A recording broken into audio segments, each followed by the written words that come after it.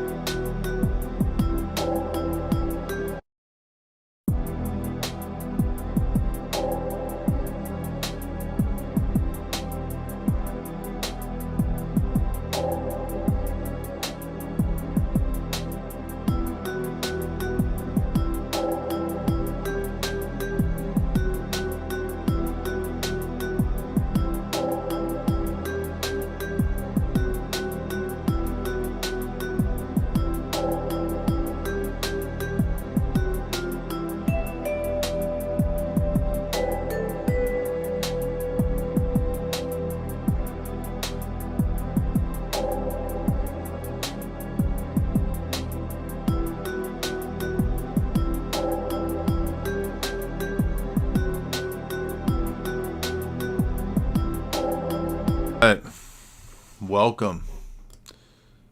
Welcome on this exciting evening.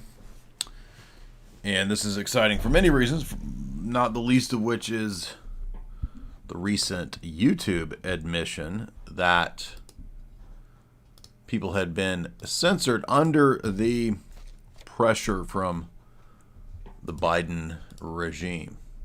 Now, this is interesting on multiple levels. First, because everyone knew this.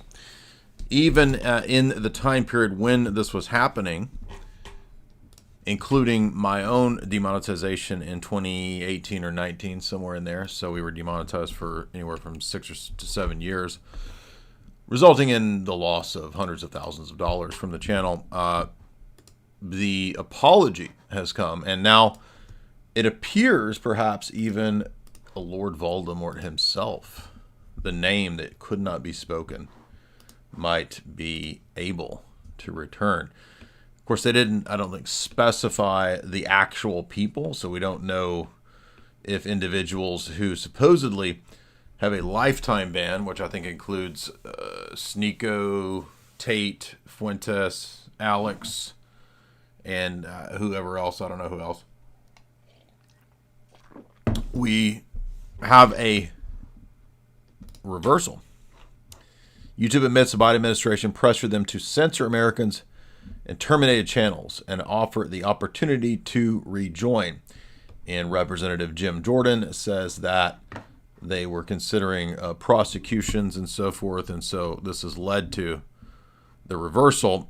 And we don't know, again, how far this will actually go, because we might have people within that don't follow this, that continue the old system. We know with Twitter and the Twitter files, when it came out that the exact same thing was happening previously with Twitter and obviously with Facebook as well, there was a series of phases before actually we went back to normal, or what appears to be normal, which even that has still, there's still been censorship, obviously, but not as intensive as it was.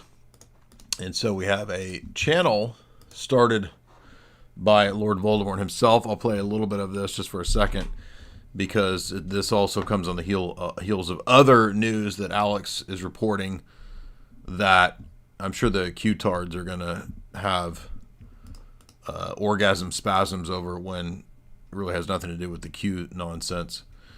And it's really, I don't know what this is going to amount to. I guess we'll see, but low-level patsies, I guess. And at the same time, we have Trump doing this ridiculous flip-flop on the Ukraine situation, which, you know, it's like, it's such a schizophrenic administration. It's kind of hard to even make sense of what's happening. But this was an exciting sight to see, because this is 7 years since Lord Voldemort was here. And in fact, the very same week, or excuse me, no, the same day that he was terminated from every platform, I was as well. Actually, within the same hours, I was lumped in, and I had not been on at that point his show consistently. That didn't happen until about 2020, where I was on, you know, consistently. So I was grouped in, you know, in 2018, 2019 with the same networks, and had my entire website deleted. So my entire means of income at that time was completely destroyed in 2018. And the same day, almost the same hour, of course, he was removed from every platform. So thank God, though, providentially, certain things came through. Rockfin came through as an amazing free speech-based platform, and Rockfin still exists. But let's look at this, because this has been, we haven't seen this since 2018. Comey is expected to be indicted in the coming days. The full extent of the charges being prepared against Comey is unclear. Joining us now, MSNBC Justice and Intelligence correspondent Ken Delanian and MSNBC Senior Investigative Correspondent Carol Lenig. Chris O'Leary, Ashley Parker, still with us. Carol, help us understand the reporting. So, Katie, we have some sources who say that for several weeks now, the U.S. Attorney's Office in the Eastern District of Virginia, and actually in offices that are potentially much further south than Alexandria, have been eyeing ways to indict Comey, and they are getting very much closer. The statute of limits, rephrase, they are arguing that Comey, there is evidence to suggest Comey lied to Congress in his testimony on the Hill in September of 2020. And for viewers out in the audience who may not be legally as nerdy as me and Ken, I'll just say that there's a statute of limitations to charge people with the crime of lying to Congress or perjury, and that's 5 years. The 5-year statute runs this month. The same office is expected to charge Tish James, the New York Attorney General, with mortgage fraud. And of course, Donald Trump, we all saw it posted on Truth Social in recent days, exhorting his Attorney General to charge both of those people as soon as possible. But again, this is, grand juries are secret. This is a fluid situation. It's also important to know, though, that the U.S. attorney, the Trump-appointed U.S. attorney in this office, Eric Siebert, was essentially forced out last week, in part because he was refusing to bring these cases. We're told. And here we go. That was the breaking news about indictments coming, and this is for the first time in 7 years, Alex, on YouTube. I want to say one thing too that's actually kind of criminal about it is the fact that there were so many almost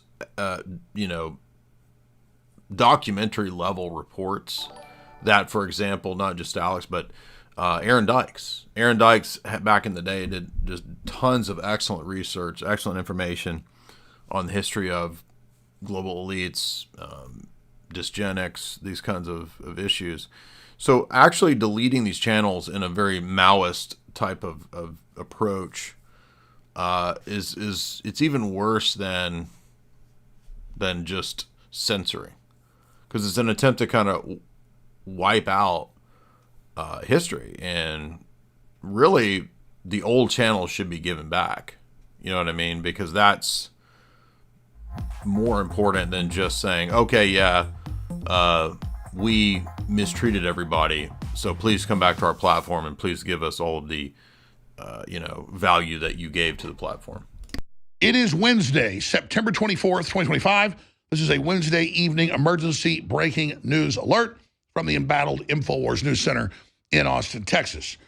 Not only are we now getting reports from NBC News and others that before the statute of limitations runs out in just 5 days, the disgraced former FBI Director James Comey, who ran the deep state operations against Trump and the American people, including myself, that's been declassified, will be indicted for perjury to Congress when he lied and said he never leaked anything to the media, which he later admitted he did. He also leaked false information and reported twisted, classified information. Also, Letitia James for cut and dry, massive fraud dealing with mortgages, the very same thing she tried to do to Trump.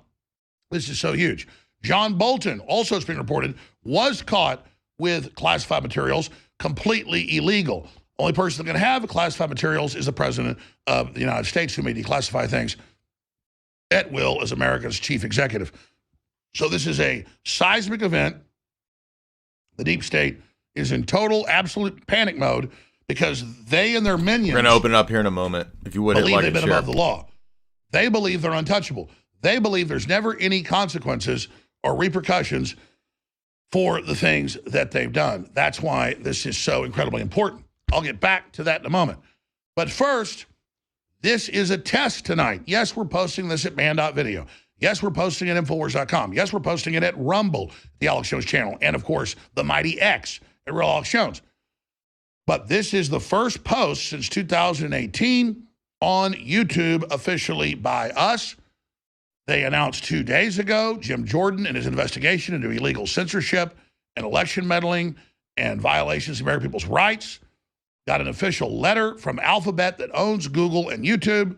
I'll show you that letter right here, saying we are going to stop. We're going to bring back all the people that were politically banned. And of course, the Democrats called for me to be politically banned, and I've been patient zero in all of this. Breaking: Due to our oversight efforts, Google commits to offer all creators previously kicked off YouTube due to political speech violations to return to the platform. And here is the letter from the lawyers for Alphabet to the United States House of Representatives. So this is a big deal. Biden ordered them to do it. It even happened before that. But this is absolutely massive information and a huge seismic development. Now, we know there's a lot of bureaucrats. There's a lot of deep state within big tech, not just in government. And so if this report you're seeing on YouTube right now gets taken down, well, know that you can go find it later at Real Auctions on X and Band.video and other places like Rumble. But this is a major issue because they're claiming they've stopped the censorship, but they haven't. Facebook claimed 3 months ago we could come back, wouldn't let us back. So we'll see if this is actually happening.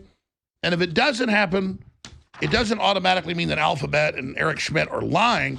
It means that just the default settings and the censors that are in there have done this. That's why we're going to draw attention to it. But if this gets pulled down today, and in a month from now it hasn't been corrected, we'll give them some time. Now we know that they have lied to Congress, just like Comey did.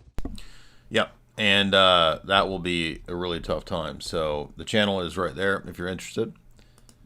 And that will also be good for things over here. As you know, Lord Voldemort not having his multi-million subscriber presence as he did before 2018, we would have also benefited from having all of my 4th hours and all those clips posted at his channel. And of course, we didn't have any of that over this last 5-6 years. So these are good things, but also bad things happening. So good things in the midst of bad things. Now there was a dude waiting and then he left. I don't know where he went. So I don't know. Like, what's the point of waiting? And then as soon as I'm going to go to you, this happens all the time where they leave right when I'm going to go to them. Eddie List for $2. How is it going? It's going great. I was in a mood to get on here, and I'm going to be asking you guys some questions. It's open forum. I want you to call in on any topic that you want to talk about. I've got a lot of topics I could discuss.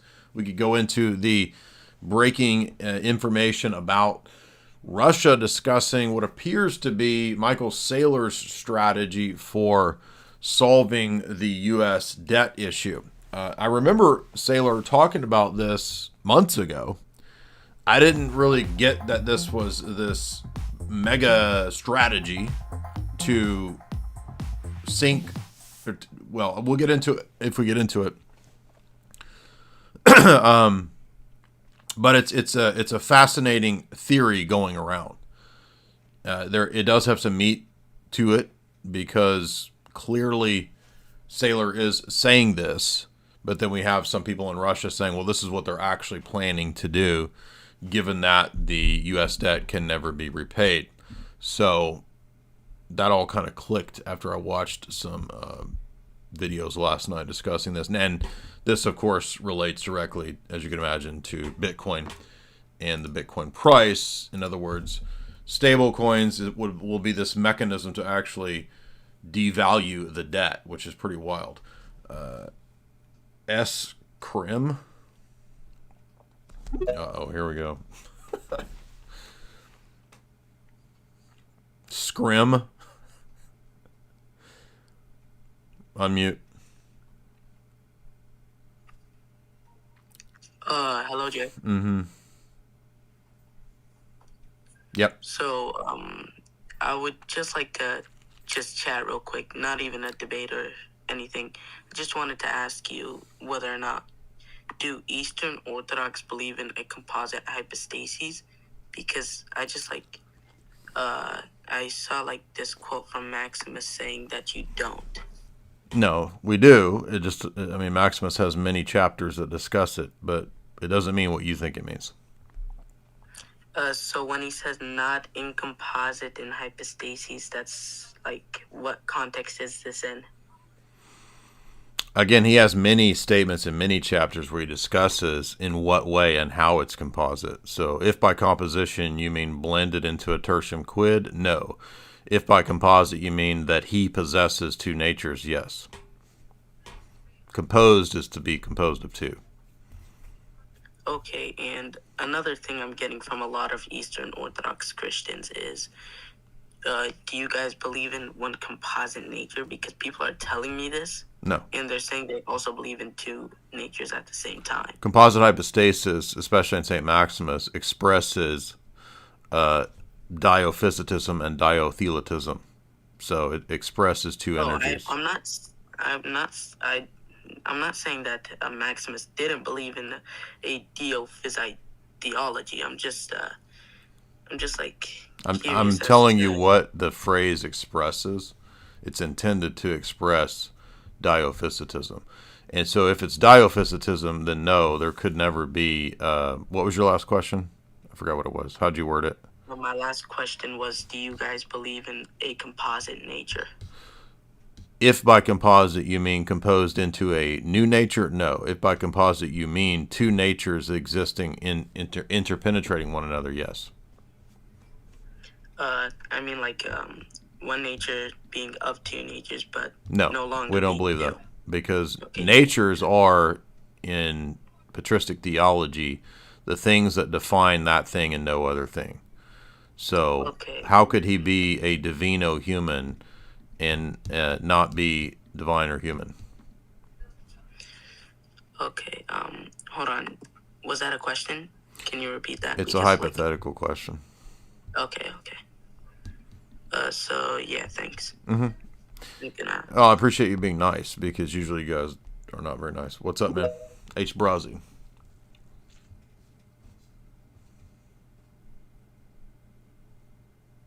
You there?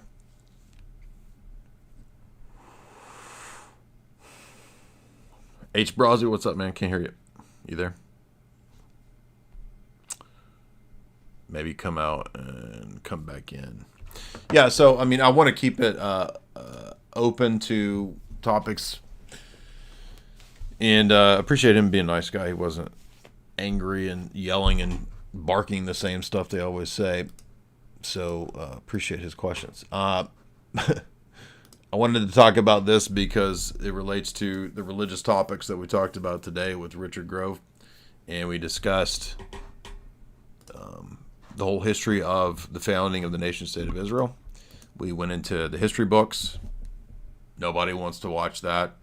Nobody actually cares about the real history in the books. We've got, thousands of people that want to watch just insane, dumb news bullshit, but you don't want to actually learn the history to your own detriment. American, what's up? If you would hit like and share. What's up, man? Hey, God bless, brother. Thank you. So I'm trying to separate anti-Semitism from anti-Zionism. When you go into a lot of spaces that talk about the Zionist movement, you get flooded with anti-Semitic stuff, and it really distorts the message, so you don't even want to participate in that conversation. So what's the best way to delineate between that? Well, I mean, Semitism is from Shem in the Bible, and so everybody who's a son of Shem is technically a Semitic people group.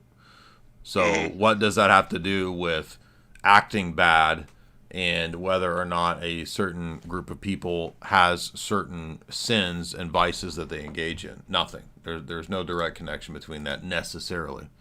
So there's two different topics, and I would just stress that Arab peoples are also Semitic peoples.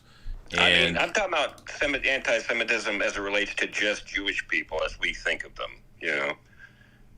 Well, what I'm saying is relevant to the question that you just asked and that topic, because why do Jewish people get to only lay claim to that? Well, I don't think they should, but, I've talked to a lot of different, you have the dispensationalism, and you have a lot of attitudes that are very, supportive of Jewish people for no reason, as they're not Christians, and as Christians, I think we should it's like, I don't know, kind of take care of our own. I just don't. I don't know. Like, it just doesn't feel like it's fair, because I know you probably know Nick Fuentes and stuff. Mm-hmm.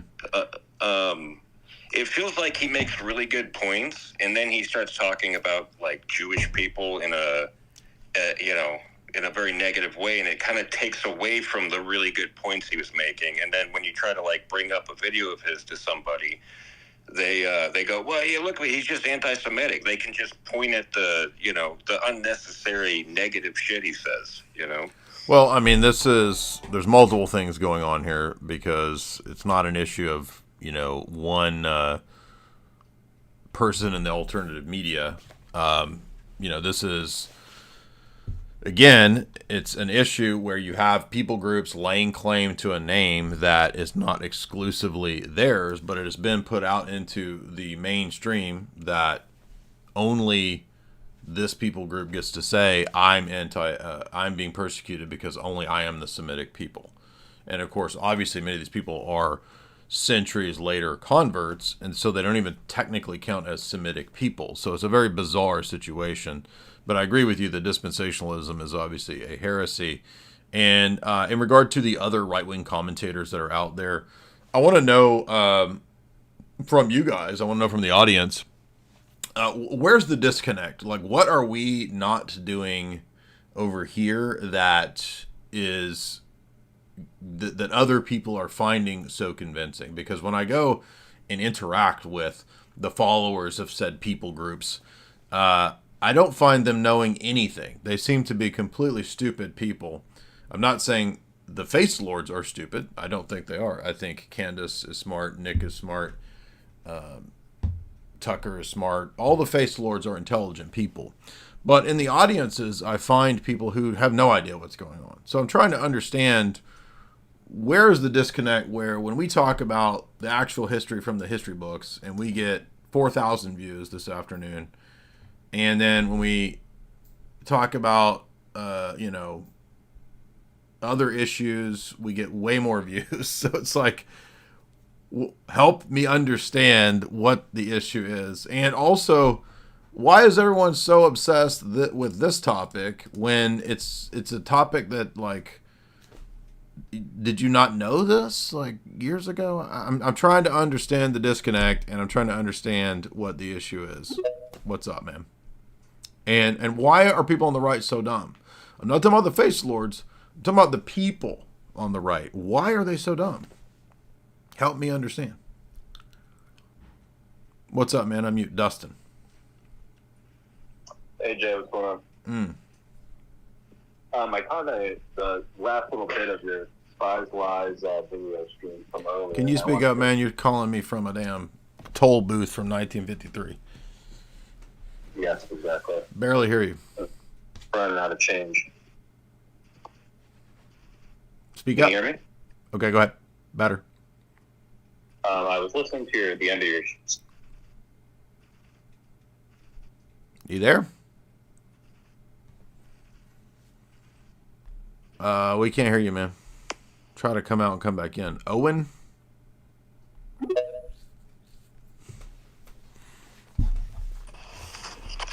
Hey, Jay. Could respond to what you were asking about, like, why people on the right seem not to know things. Yeah, help me out here. I mean, I'm not saying that I have the definitive answer, but there's actually this book about the populist movement from, like, the 1880s, 1890s. Uh-huh. The populist moment. I can't remember who the author is, but in it really lays down, it kind of describes, like the 5 important steps of, like, a populist movement, like, amongst regular people. And one of the most important steps is, like, the movement educates itself.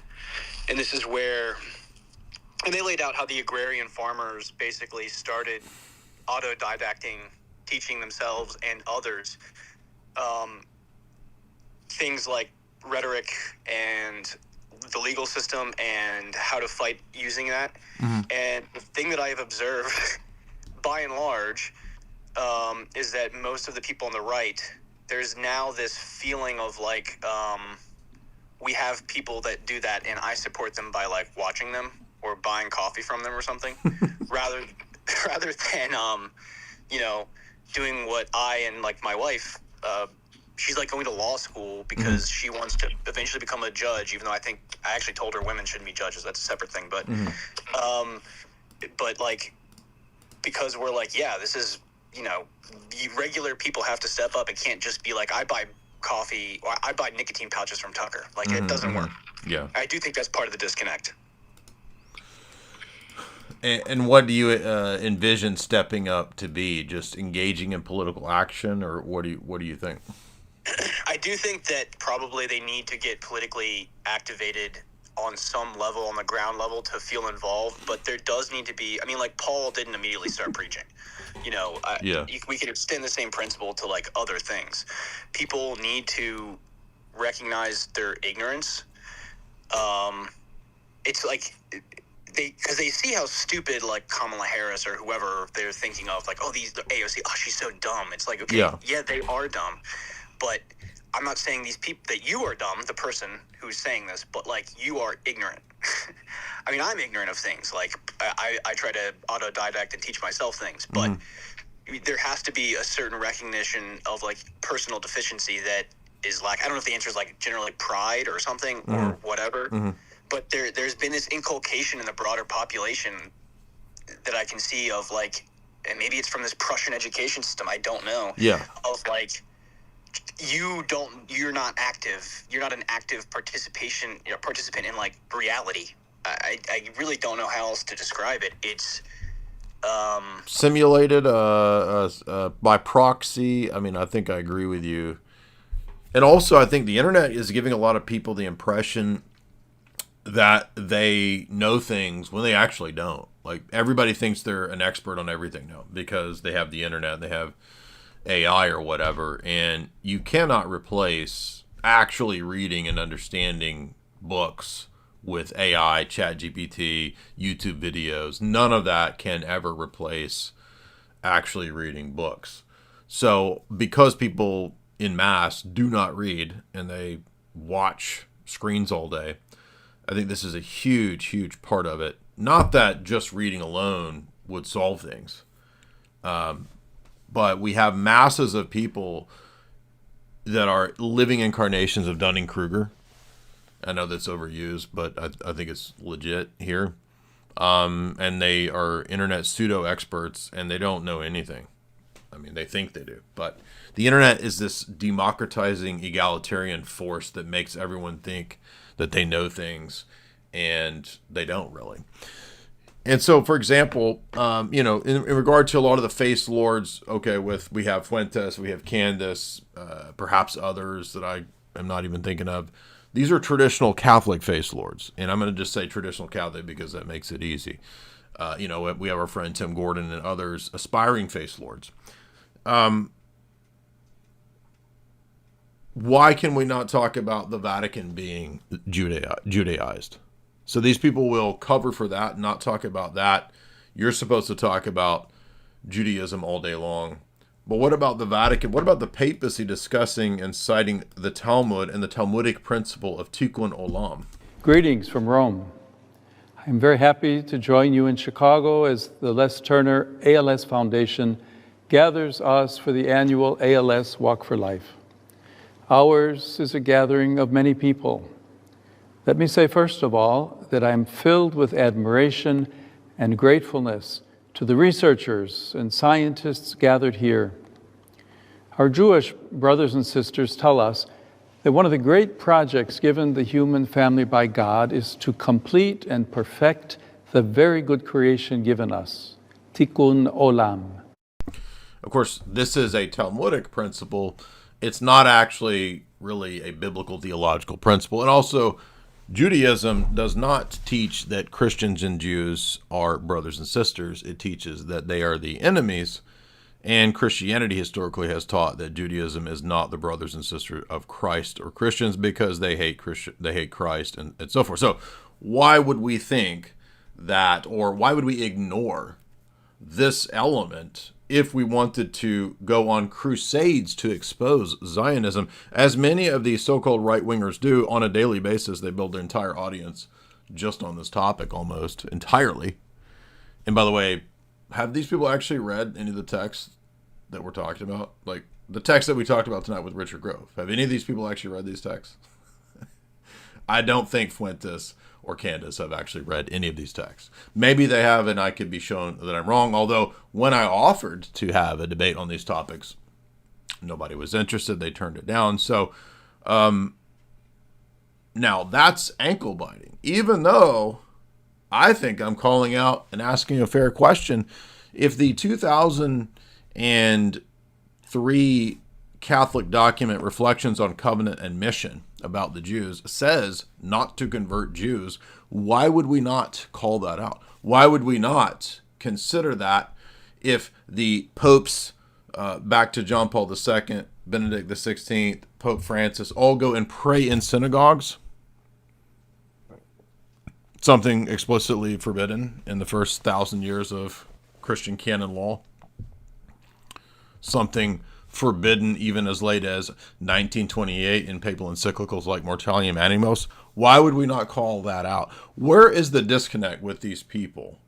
I don't understand. I mean, I understand the face lords themselves not covering it because it's a tough thing. And why cover that when we can bitch about Trump flip-flopping? Okay, well, this man influences potentially 1 billion people spiritually. Trump, okay, he influences a lot of people in the world, maybe the entire world, but not really spiritually. So what's more dangerous? What's more devastating? What's more of a potential problem? A Judaized papacy that teaches a form of Judaism or Judaizing? Or silly political flip-flopping that nobody will remember in a month? But what about the Vatican II documents that teach basically the same thing about Muslims and Jews? So then what we get is face lords telling us, no, actually Muslims are based. Muslims are right-wing buddies. Total idiocy and nonsense. Utterly stupid positions. I can't actually believe... I can, though, because actually I thought this at one time, too. I mean, not that Islam was based, just that, oh, they're like a conservative religious force. But I didn't know anything about Islam. I'd never read or studied or looked at even just debates between Christians and Muslims. And now we have multiple senators, entire cities, as you see here, in America. And some of these right-wing goobers have actually cheered this on. Oh, I'm not worried about the Muslims. I'm only worried about Zionism. I'm only worried about AIPAC. I'm only worried about Judaism. Okay, well, I don't walk down the street and see, like, Jews everywhere, but I do see Muslims everywhere. And yes, Israel has no problem with Islam being the broom of Judaism, as some of the rabbis say. Here's an entire city, Warren, Michigan, with the entire downtown blocked off with a giant horde of Muslims. And only complete goobers would think that this doesn't pose an issue. Are they not even aware of their own Crusader history? Why would the Crusaders go to war against the Muslims, the Ottomans, etc., when if they're actually your base buddies, you idiots? This is why those people won't actually debate me. They will not win a debate with me. They can't actually deal with the types of documents, discussions, and challenges that I would bring up. And that's why it's much easier to just dismiss me and then lie about me. Oh, he doesn't ever talk about Zionists because he just wants to attack Catholics. How many of my debates in the last 7, 8 years were with Muslims? Most of them.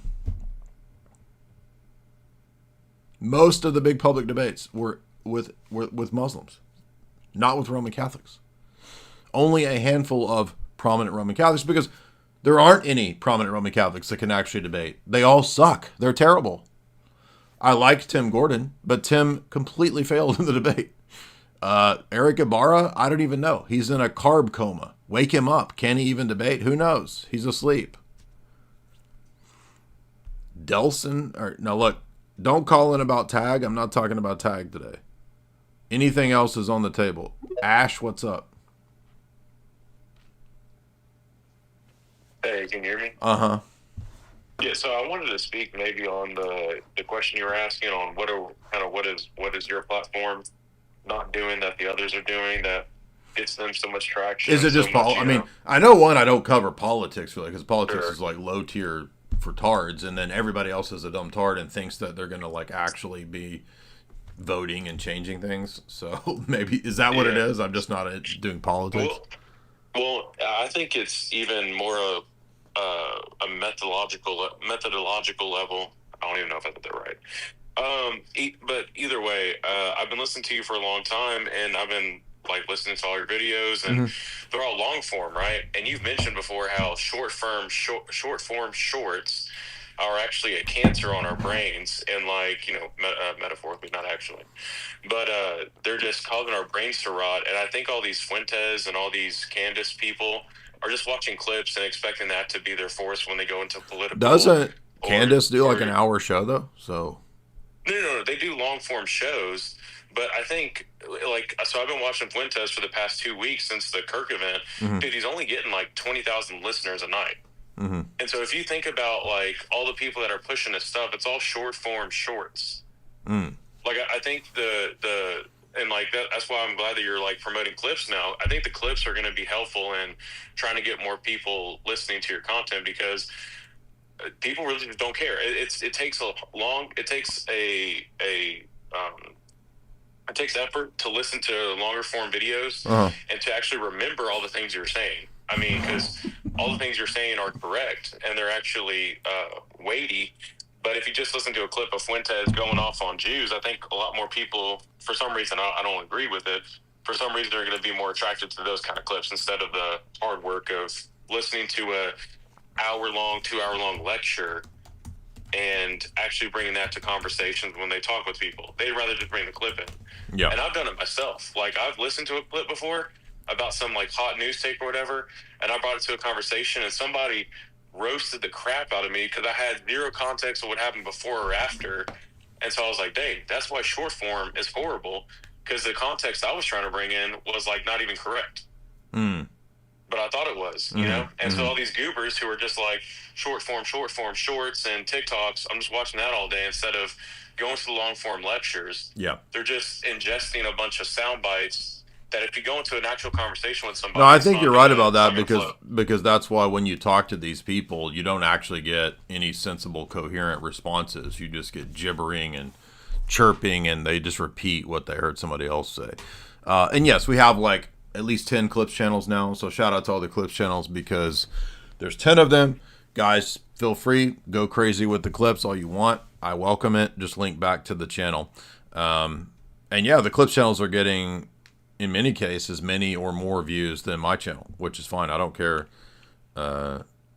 which channel gets more views. Yeah, I think that is a key point here. And also, it's difficult to, you know, I talk to a lot of, say, Roman Catholic people when they call in, and a lot of people are new converts. A lot of people don't really know anything about any of these documents, any of this history. You know, and I've been studying this stuff, at least in the case of Roman Catholicism, for 22 years, you know, in depth. 22 years. Yeah. By the way, speaking on that, if you don't mind if I pick up on that. Sure.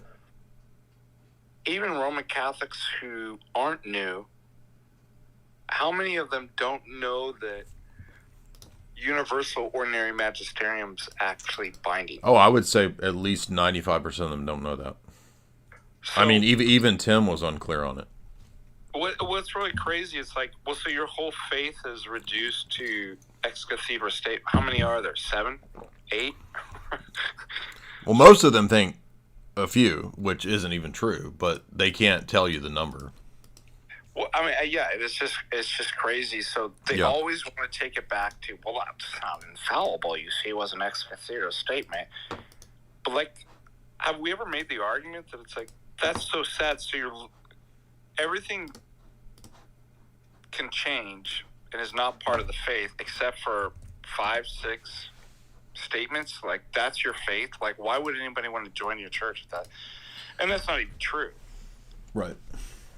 But yeah, it just shows that it's not just new people coming in. It's like most even Roman Catholic. I would even say, I'm going to actually bring this up tomorrow. I'm going to knock on the door of all the theology professors that I work at and be like, and ask that question. Are you, is universal magisterium, ordinary magisterium binding? I guarantee you they won't even know. No, I didn't learn this until I was in the SSPX and then struggled with the challenge from the Sedevacantists, because the Sedevacantists used this against the SSPX to point out that you have to follow all the papal teaching. You don't get the freedom and the liberty to throw it all away and just follow 7, 8, 10 ex cathedra statements. That's just a fiction. That's something completely made up by the SSPX and many Roman Catholics who are not SSPX. What's up, Troy? Hey, Jay. So I think at a fundamental level, I blame like humanity in terms of we don't learn from history. Like what we learn from history is that we don't learn from history. Mm-hmm. And also think in terms of experts, because I'm a Bitcoiner, and one thing I've realized about experts, especially Fed experts and other TradFi experts, is that they don't know what the fuck they're talking about at all. Right. And what I found is that they're perfect at predicting the past, but when it comes towards predicting the future, I'd rather flip a coin or have a gerbil do a random action, and that's probably better.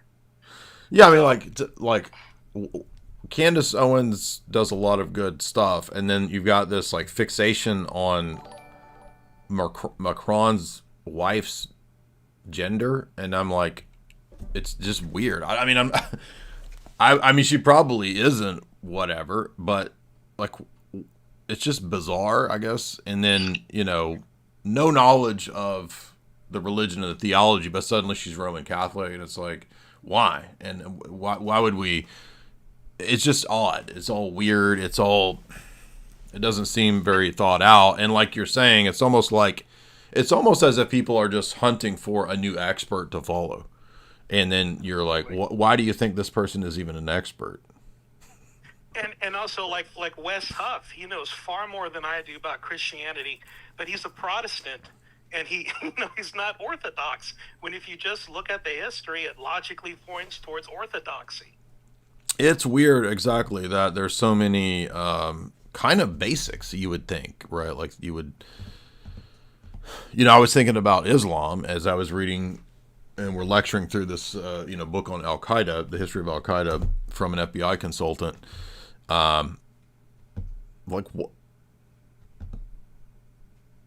Why would anybody not want to know if, let's say you're a Muslim and your religion comes from the Torah originally, right?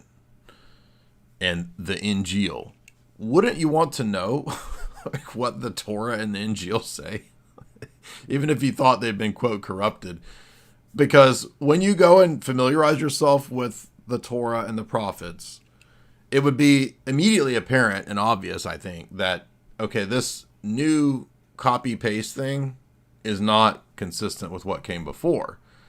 And then when we look at the people groups that Islam typically appeals to and converts, very low IQ people, 80 IQ individuals, 80 IQ nations. I'm not being mean. I'm being honest. That's a fact. We can see why it appeals, I think, to very unfortunately unintelligent nations and people groups and tribes. But and many of those obviously are illiterate people groups. And then I see in Michigan and in Minnesota, entire towns, entire places now sort of adopting Sharia law and all this stuff, or almost Sharia law, or trying to move in that direction. We're getting, Islamic mayors, just like the UK and England got. And again, I'm realizing so all of these people have no idea what their religion actually is, even though it's based on things that came before, and they have no familiarity with what came before. And I'm saying that as somebody who's debated all the top Muslims. We've spent 7 years now interacting, and it's like they have no idea what is actually in the previous texts, which you would think you would want to know that if your religion is based on that. It's kind of insane. But then again, I think, well, wait a minute. It's the same idea with Mormonism. Like, Mormonism is equally as goofy and fraudulent as Islam. You would think if you're a Mormon, some of these things would be obvious. And then, no, it's not. Phodian, what's up? Radical Muslims about to become New York mayor. Yeah, exactly. Mamdani, we've got this woman in Minnesota that we just showed. Forgot what her name was. What's up, man? I'm you, Phodian. This person here. What's up, man? I'm you, Phodian. Oh yeah, sorry. We were saying about the problem with right-wingers being so dumb. Mm-hmm. I've noticed that too. I think a lot of it comes down to the fact that most people nowadays who are right-wing weren't right-wing through some sort of study or through some sort of debate instruction, like people who became right-wing through, say, Ben Shapiro or Jordan Peterson. Most people who get red-pilled, it comes from social media and like short clips and memes that they see in inaccurate information. You're talking about Talmud, that's a perfect example because you'll see a million, like, I don't even remember. It was like a year or two ago when, like, Twitter was only, like, Talmud memes that were just made up of low-quality quotes or fake quotes. And, I mean, there's a lot of bad stuff in it, really, but people get exposed to low amounts of low-quality information, and that breeds a giant underclass of retarded right-wingers and a sort of elite of ones who have any idea what they're talking about. So basically people are being propagandized through shorts and dumb memes, and this is creating a giant underclass of, quote, right-wing conservative retards. Yeah. And it's the same way through the 4chan, because if you ever, and never go there, but like, it's just reposted low-quality infographics that then get reposted on the Twitter. So it's the same sort of slop cycle that just lobotomizes people genuinely. And none of them ever go take time to read things or actually understand the issues. Because right. Most of them are only tangentially interested in it and are only interested in being shocked by flashy infographics. That makes sense. So you guys are... We have the highest IQ audience, and that's why I like to get you guys' takes, because you guys bring in actual analysis. So I think, like, this audience is great. We have a high IQ audience, and we try to look at it. We oftentimes also are very good, I think, in my audience, avoiding the falling into dialectics, right? Well, I built it in the algorithm. Thank you. When I set up your page. Yeah, appreciate that. By the way, I do want to make that point, just to follow up on what our last guy said, that the left's evil, right? Yeah. We get that. And talking about manufacturing consent, the left's not the only one that's susceptible. The right is too. Like, yeah, there are retards on the right. Right. And the greatest example of low IQ manufacturing consent of the right is Zionism. Like, so they totally fall. No, let me give you a better example, too. Well, the evangelical dispensational Israel worship is the stupidest stuff, for sure. Yeah, and the boomer mentality of the right. Now, I'm not saying they're morally equivalent. Like, I obviously realize the left's totally evil. But with the right, the boomer mentality mindset of everything can just be reduced to communism yeah, and Islamic terrorism. That's as far as it goes. Or what's the favorite boomer phrase is Islamofascism. Yeah. Or that, like, everything's just as high as it goes and as complicated as it goes, just Republicans and Democrats. Yeah. There's Republican, Democrat. There's Islamic terrorism and communism versus patriotism. That's all, like... Yeah. So... But that's the boomers, right? So boomers are stuck in that. And then we've got the Gen X and the Millennial and the Gen Z, and they're kind of not in that dialectic anymore. But there still seems to be this problem where we can't. There is some something hindering the next phase or level of awakening. And now everybody is figuring out the stuff that we figured out and talked about 15 years ago. So I'm guessing the next phase will be maybe people start to think, wait a minute. I foresee a future where we are interacting with and dealing with neo-pagans, Muslims, and Orthodoxy. Oh, good call. By the way, it was good to see that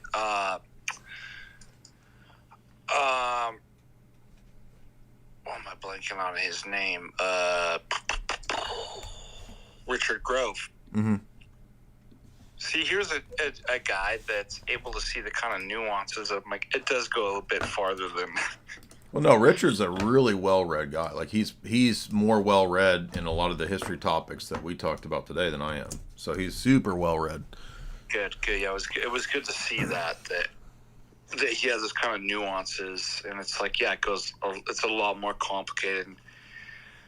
And even just bringing up the stuff with the World War II and stuff like that, of like who funded who and stuff like that. I was impressed to see him like make those comments and know. But like, if you have a boomer mentality, if you have an IQ of 70, it's like you just can't grasp it. Like, what are you talking about? It's not how the television told me.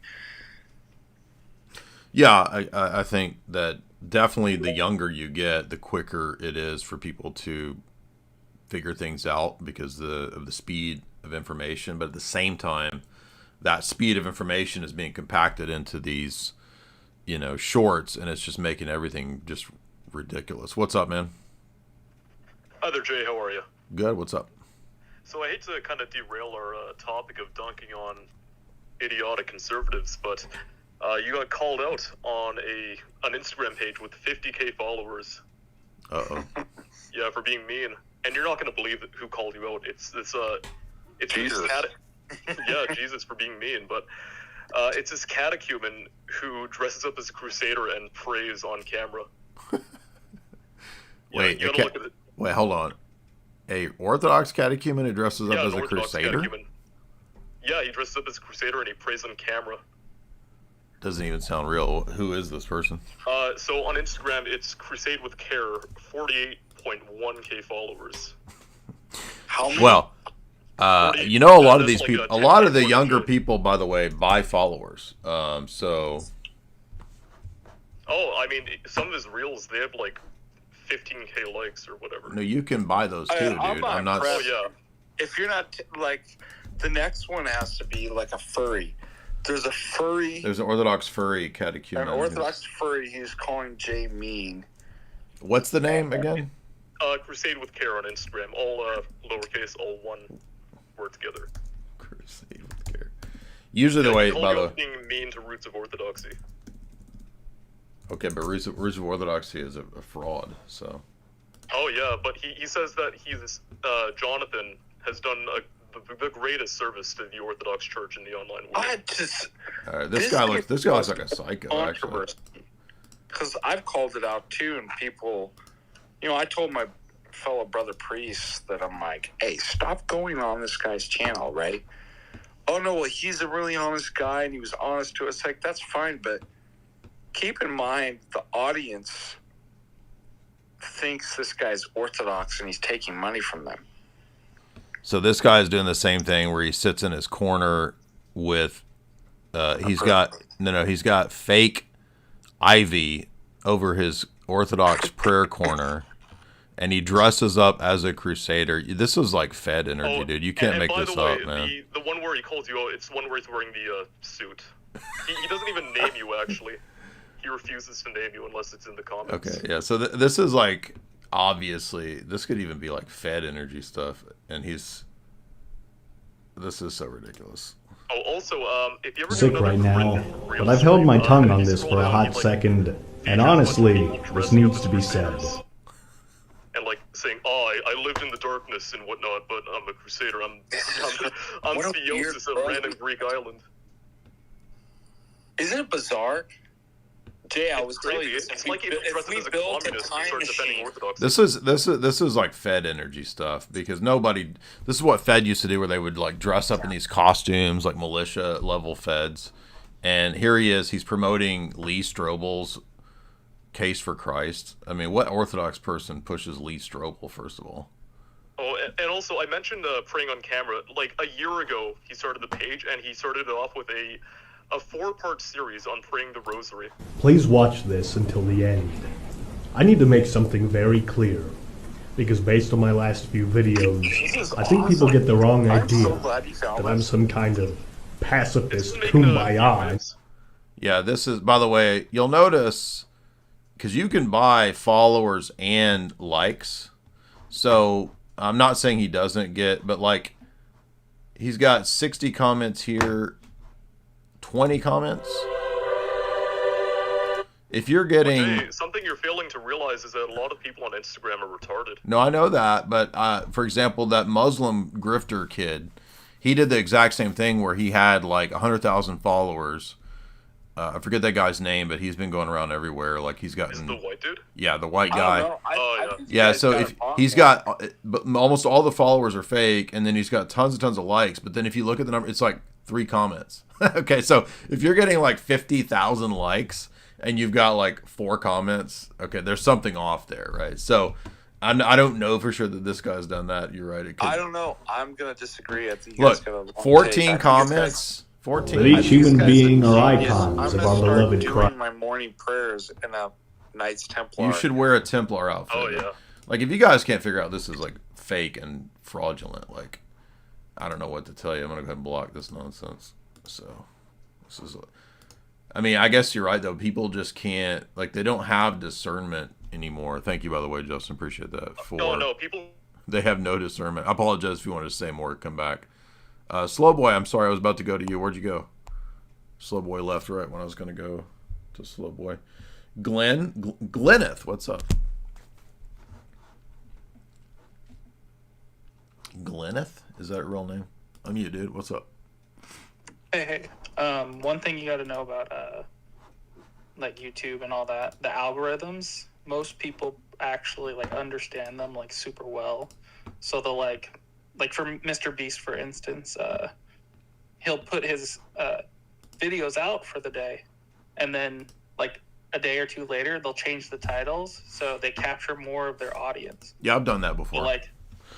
So like the first day, yeah, you put it as this, and you put a different. You can put a different thumbnail up too. Yeah.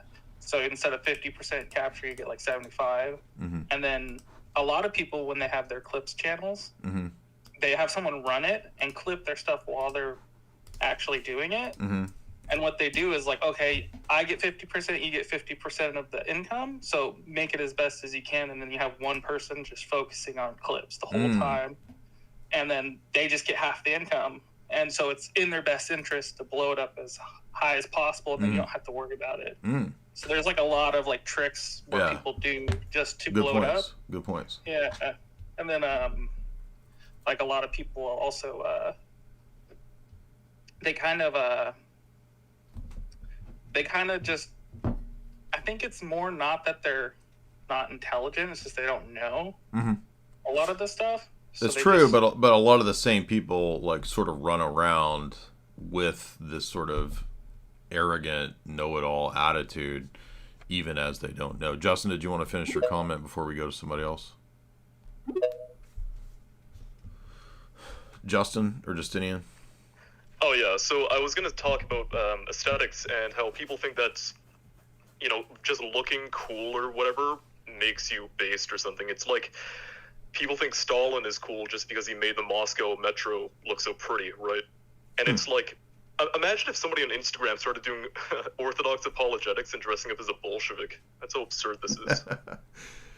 That's funny. Thank you, Justinian. Appreciate that. Let's see. Mayo, what's up, man? Hello, what's going on? What's on your mind?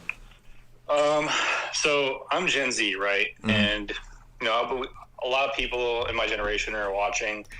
And, as Gen Z, we see the results of postmodernism, right? And you were just previously talking about, like, the boomer mentality. You said that what is Nick doing that, for example, like, maybe you and other people aren't? I mean, the unfortunate, brutal truth is that as young white Gen Z guys, we're basically seen as public enemy number one because, the patriarchy, feminism in the schools, anti-religion with the cultural Marxism.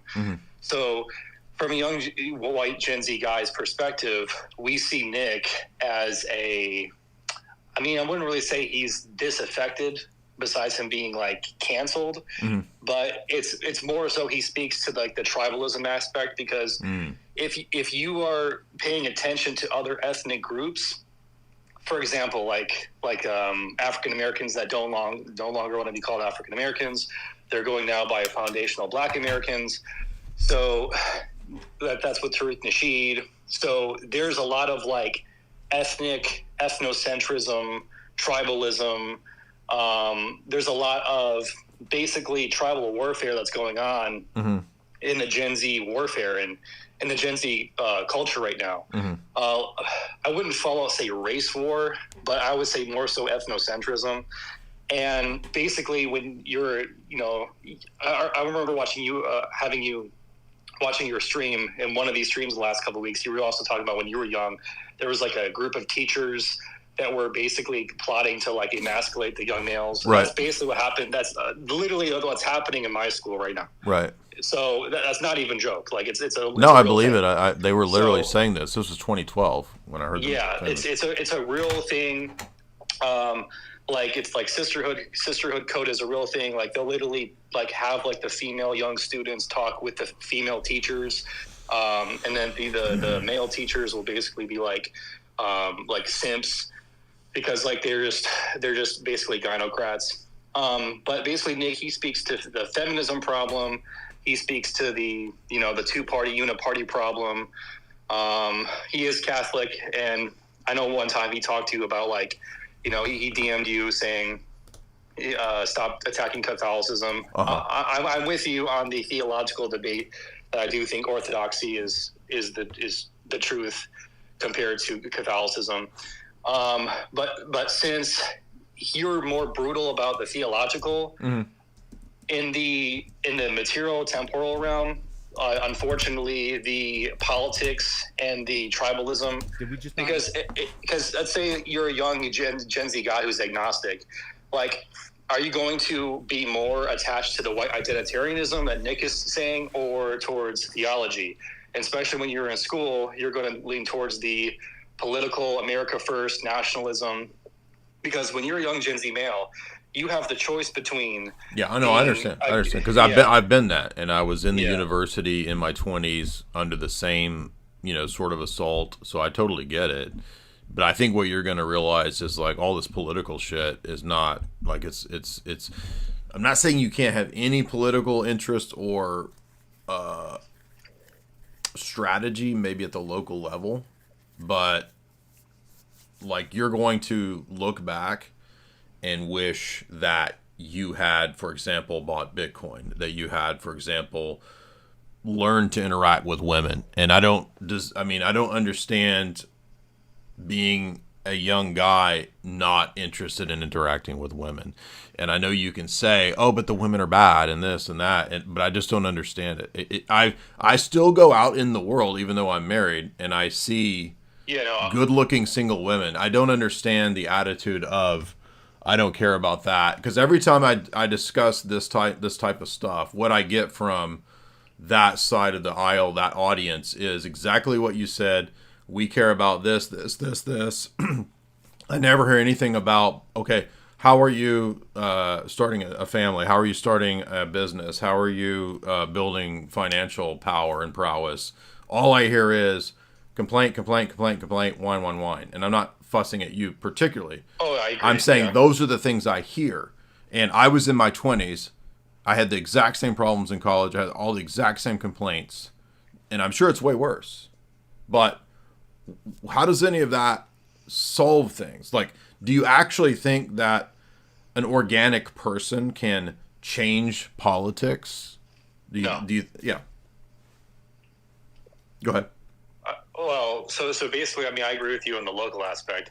I'm not coming here to like lecture. No, it's fine. I want to hear a Gen Z take.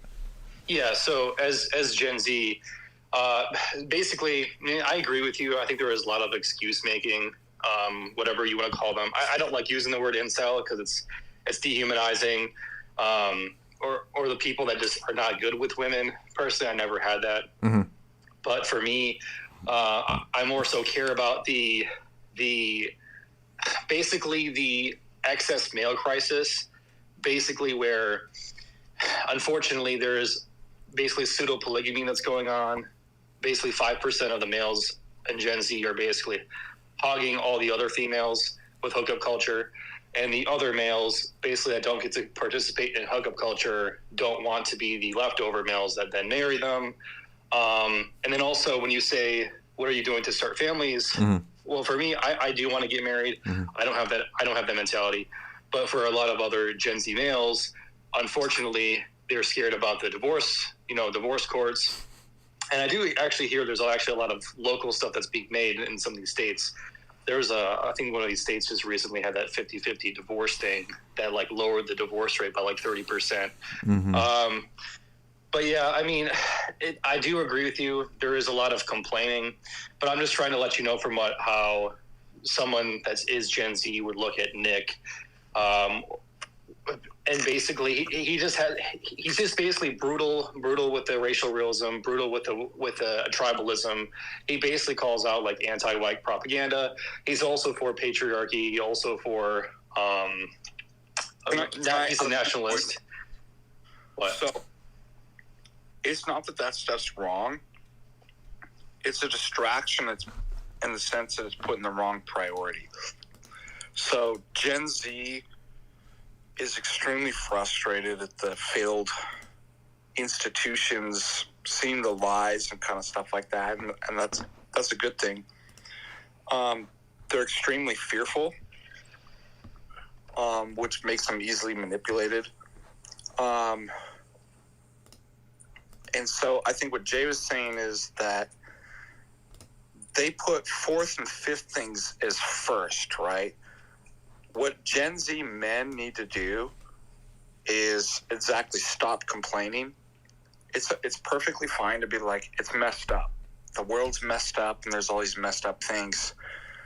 But what Gen Z young men haven't done, they haven't become men. And they're getting distracted, but like, well, I'll go over here and I'll follow because there's stuff that Nick Fuentes says that's true and stuff like that. Meanwhile, they're not working on actually becoming a man. That's the problem, is that like the complaining about they can't find any women or something like that. It's like, you have nothing to offer a woman. You're still a child. You're living in fear, and you need to man up and put your priorities straight. And part of the problem is, again, Gen X, my generation's fault of not parenting the Gen Z. And I want to step up and tell them, like, stop complaining. It's legitimate complaints. I get it. Now do your job and man up and become a man and find a wife. Like, yeah, they're just gonna say all they ever say is man up. They're just gonna whine about you saying man up, but there is something real to I know there's a reality to this. Easy. You can be a man who is effeminate and complains and be like, this is man up. Or you can get over it and the emotions and actually do your job. That's what men do. You know, it's perfectly fine. We don't feel well all the time and we get upset about stuff and the world's messed up. But guess what? We man up and do our jobs. And you have free will. You have a choice to whether you want to do that or not. And like the Gen Z need to learn that. Then the rest of the stuff, the politics of stuff, and the stuff that Nick says it's actually true, will be put in its right place. But it's like, imagine going after that and like not taking care of. No, that's what I didn't learn in my 20s was this idea of there's all these problems in the world. Yeah, but how are you fixing your shit? How are you fixing your situation? How are you stacking a monetary basis to have a future and a family? Well, there's no jobs and there's this, and then it becomes this litany of excuses. I'm sure it's worse, but guess what? I did that in my 20s. I did the exact same thing. I listed all the things that were the problems and all the problems out there that, by the way, you're not going to fix. You're not going to fix Washington. You're not going to change the fact that there's NGOs and there's this and that. So be practical. Think about what you can affect and what you can change in your life at the local level. And I'm not saying those other things don't matter. It's just that it's out of whack in terms of the priorities of thinking that but there's, millions of Muslims coming in. There's black people that are getting violent. There's all of these out there's, but guess what? They're never going to go away. And there's always going to be those. So you can list all the out there's all day long, all you want, but why didn't you listen when I said to stack Bitcoin? You'd have a 40-50x if you'd listened to me in 2017, which I'm not a financial advisor, but I'm just saying, like, how have these people that whine and complain and are your sort of archetype figures, that's fine, but has it fixed your life? What has it done? Yeah, I agree. What has this done for you other than there's a lot of good sit on the internet and do what? There's a lot of good things about Gen Z, but well, we are the most polarized. We're either far left commies or full on national S's. And I could go through each generation, like the pros and cons, and so there's good things about Gen Z, but the downside is they have and it's not just being young. They have an additional factor. They have a very difficult time of introspecting. And we're nihilists. A lot of us are nihilists. That's why the finger's always pointing at the problems, which they're really good at actually seeing and breaking through that the millennials couldn't. But what they can't see is that they're not looking at themselves. That there's three fingers pointing back to them when they point a finger at them. But actually, the real problem's yourself. Which is what Jay said is, I can't control that stuff. I can fix myself. And that's why there's fear, there's anxiety, there's black pill, despondency, and stuff like that. Because it's because you're being distracted and you're not actually looking at the one thing that could change all that, which is yourself. Yeah, I mean, you just said black pill. Black pill is a huge thing in terms of eugenics, height, facial symmetry. Basically, that's like mogging. That's basically the whole culture. Because, I mean, unfortunately, a lot of young men, regardless of their race, are very defeatist. I do understand that, women do choose top 5% on dating apps, and they will choose Giga Chad. I do agree in terms of the... I don't, hold on. You're talking about women are choosing the top 5% of the dating apps and this kind of stuff. When they're young. Yes. And then... it's the bait and switch strategy. I was trying to explain to you that there are men that will get eventually married or want to marry, but they're just angry because they didn't participate in hookup culture. I don't have that mentality. I was just explaining to you, that's basically the archetype that this advice is for. Does that make sense? That what advice is for? What I mean, I was saying approach people in person. No. I was talking about what Father Annie and Anias said. Father Annie. Yeah. I actually like that. By the way, that's my new name, Father Annie. I like that. I mean, I agree with the take responsibility and accountability. The thing that the Gen Z guys, because you basically said it, most of them would say that oh, you're just telling me to man up. It's not like I ever heard that from a boomer before. Back in my day, I walked up the winter snowy hill, and then I bought my house for $4,000 working at a grocery store. I mean, that's basically what a Gen Z guy is going to say. But I do agree. It's Gen Z men do have to take accountability. But the biggest problem, my opinion, is that young Gen Z men, through the indoctrination of liberalism and postmodernism, have this idea of they're trying to put this fairness, but we all know that the world is not fair because unfortunately the strong will do what it can and the weak will suffer what it must, especially when you take God out of it. The virtue about Gen Z, though, is to an intrinsic kind of awareness justice and that there's an injustice. Like, that is something good. I want to say bad. So I don't want to just be like a rip on. No, I mean, listen, Gen Z is actually very polarized, like I said, and we're not stupid. I would say we're very neurotic in the sense of like we understand the problems. I think there's I think our biggest problem is that we have analysis by paralysis and that we're not executing. I would probably say that's Gen Z's biggest problem is execution. Interesting. So I just like all my students are Gen Zs, and so I did this experiment on Twitter the other day that I was like 40% of people couldn't get analogies or sarcasm, and then like the whole last 2 weeks I've been just doing psychological experiments, just trying to like figure out like how do people think. And then I found out that like my students have never even thought about the meaning of words. They just use them. And then I was looking up some research too that all of this is like left brain dominant and not right brain. Yeah, a couple. Great point, by the way. I don't mean to interrupt, but people are making the great point here that the mistake here is youthful idealism. People in their 20s, I was this way, everybody's this way. When you are young, you are extremely idealistic. You have not spent time in the world conforming to reality. And you need to take a road trip. You need to go overseas. You need to go experience stuff. You need to go visit some crazy place, talk to women, and experience these things. We're not your enemy criticizing. We're trying to help you. Yep. I mean, that's the thing that, like, the boomer generation criticizing us in our youth, like, we saw them as the enemies. It's like, you just don't get us. And it's like, all right, you're free to do whatever you want. I'm just trying to help you. Yeah, I think somebody needed to say that to me when I was young, that it's just like, well, they don't get it. They're the enemy. They'll never understand what it's like. And I saw this in my students. My students said this week, too. You'll never know what it's like for us to be Gen Z.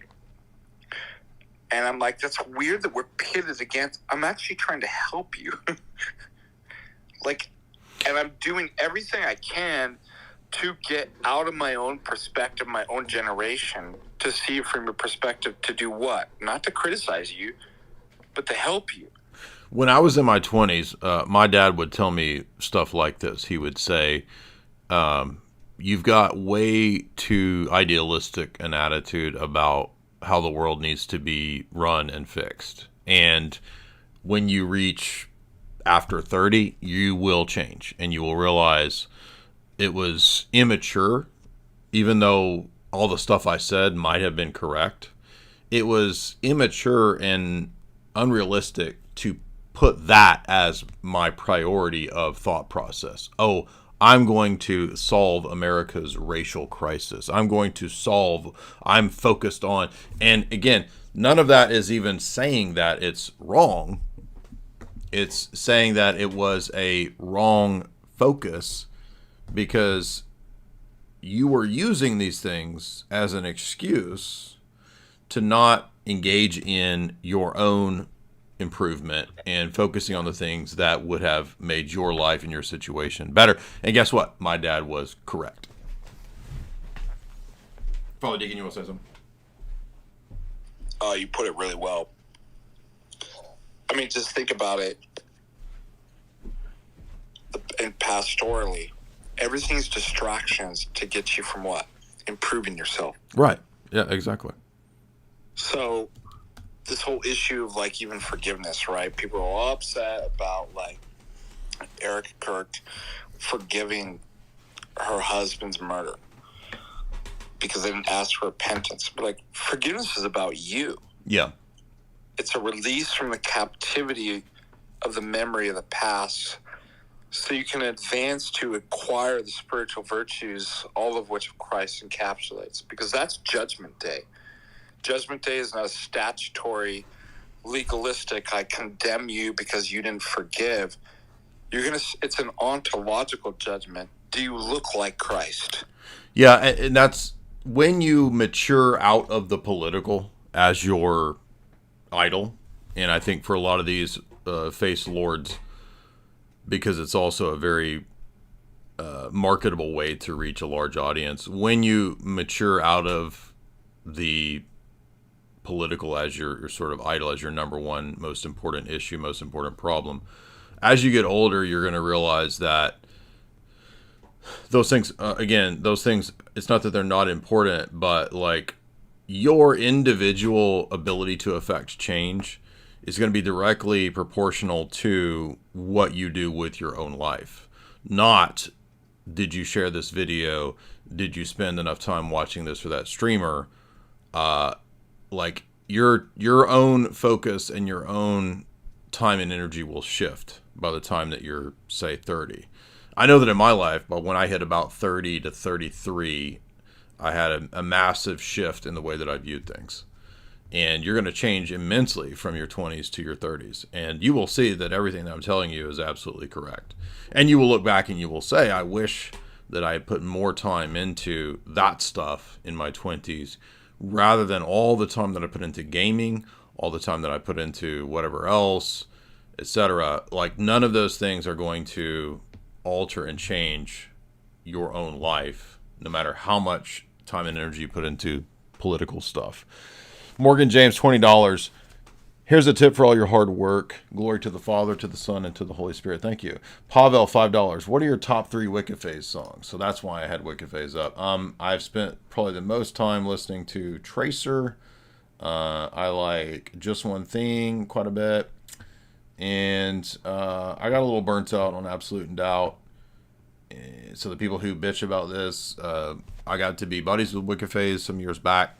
I got him to buy an Orthodox study Bible, so please spare me your whining and bitching about the fact that his name is Wikiphase. The whole point was to try to get him interested in Orthodoxy, and he's asked me Orthodox questions over the years, so that's why he is on the screen, and that's why he came up. And he's a really cool, nice, personable guy. He's not a Satanist. He's not, I think a lot of people in the millennial sphere of music take names and adopt aesthetics and themes because they think that they're cool and edgy. I don't think most people are serious about this kind of stuff, although some are. Bonsai Jungle, $10. Jay, Sam Hyde says ignore student loans. It's not a big deal. They're sending me default notices. Should I use the money for Bitcoin? Any advice? I can't give you personal advice, and Sam is probably making a joke. So I don't think you can technically just not pay them. So I'm not going to tell you any financial advice. Glitchy Rhythm, $5. Good Feel, Night Stream, let's go. Propane, 2001. William Volman's 3,400-page history of the CIA is about to come out. He is a bizarre character worth looking into. Okay, I've never heard of him. Not familiar with that. Alexander Kane, $20. I want to show some appreciation. God bless it. You keep defending the faith.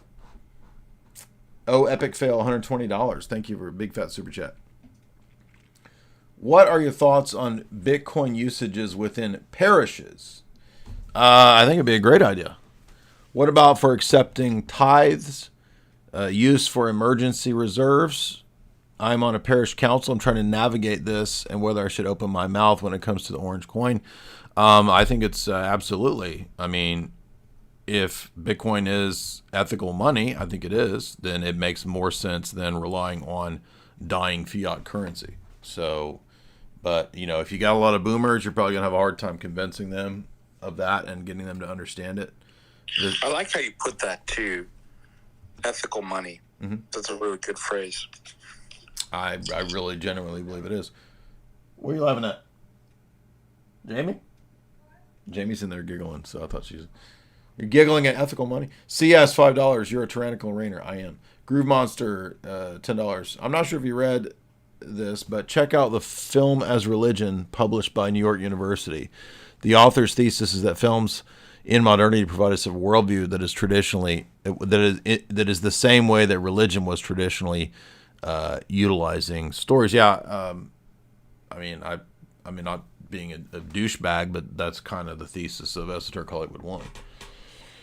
Rabbithole.wiki, 20. I compiled a presentation of research called Scientology Conspiracy, Black Magic, the Maitreya Prophecy, and Blue Beam. I've heard you're planning a book about intelligence use of religion. How can I get this to you? You can send me an email. Sometimes I will get people's books, and people send me books via P.O. Box. And shout out to the guy that sent me the Changing Images of Man, which is a very expensive, rare book. H. Brazzi, $10. My phone died. I guess I need you to invite me back in. I sent the invite to you in DMs, H. Brazzi. It won't let me rejoin for some reason. I'm not sure why, if it won't let you rejoin. I don't think there's anything I can do to make you come back other than send you the invite. And yeah, I forgot to plug the camera in, so the battery died. I'll turn it right back on in a second. I know you all want to see my beautiful hot cop face. Sincere hypocrite. We can cite ecumenical councils and canon laws. How come a Catholic can't give you a list of ex cathedra statements if it's the linchpin of Catholicism? Fair question. Yeah, exactly. Measured Monitor, what's up?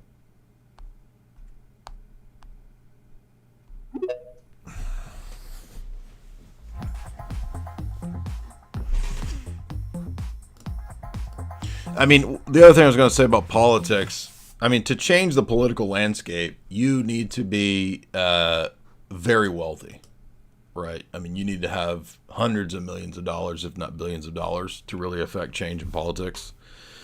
Now, that doesn't mean you can't be involved, but I'm saying the expectation of actually affecting large-scale change requires large-scale wealth. And so unless you have that, it's just rather a shifting, I think, of one's priorities is kind of what I'm getting at. But I think for a lot of guys, somebody said a lot of young guys are just going to have to go through that phase. Yeah, I think that's true, right? I mean, I was having very similar thoughts, very similar complaints in my 20s, and I just had to grow out of that phase. So probably, yeah, you can't talk a young guy out of the phases that he's in. He's going to have to sort of go through those phases himself.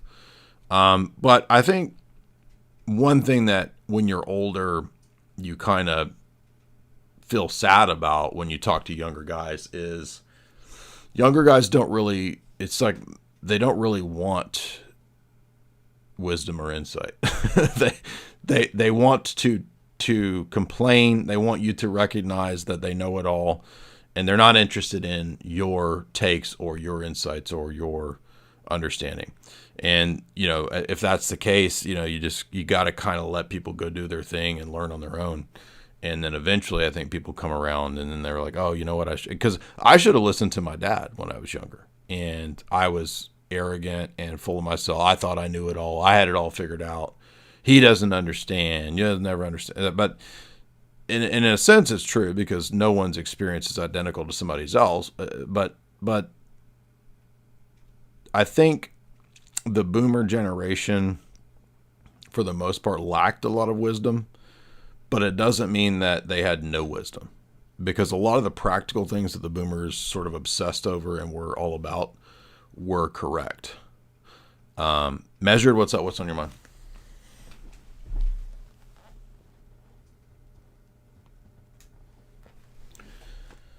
Measured, unmute. Holy cow, I didn't know I requested. I'm sorry. Okay. It's all right. Euros.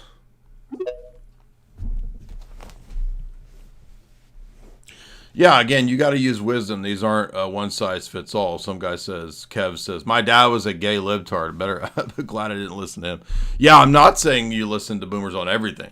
I mean, a lot of boomer insight, it will get you killed, right? Like my dad tried to tell me, join the military. Well, I'm really glad I didn't listen to him. I'm really glad I didn't join the military.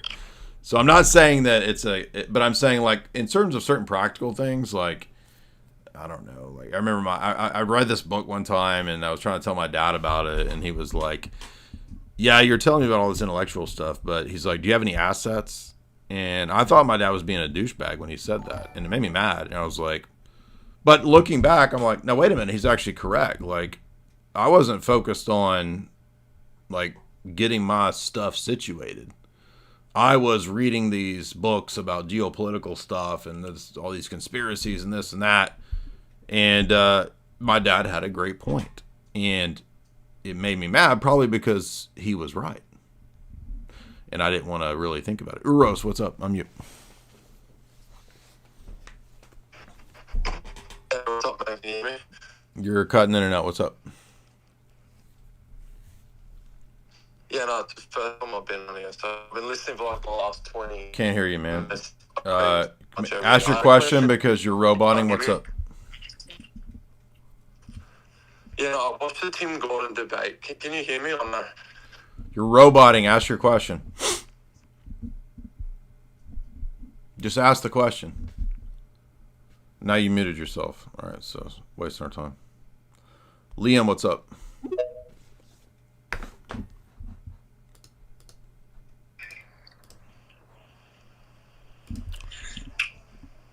Yep. Hello? Yep, what's up? Jay, I'd like to thank you for helping me convert. Father, you could be a witness to this.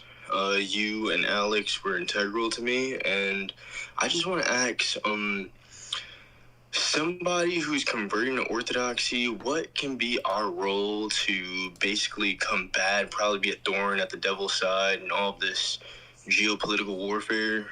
Like, just straight. Well, I mean, like I said, don't worry first and foremost about geopolitics, because that, as a young man, is not going to be the thing that you can affect much change in.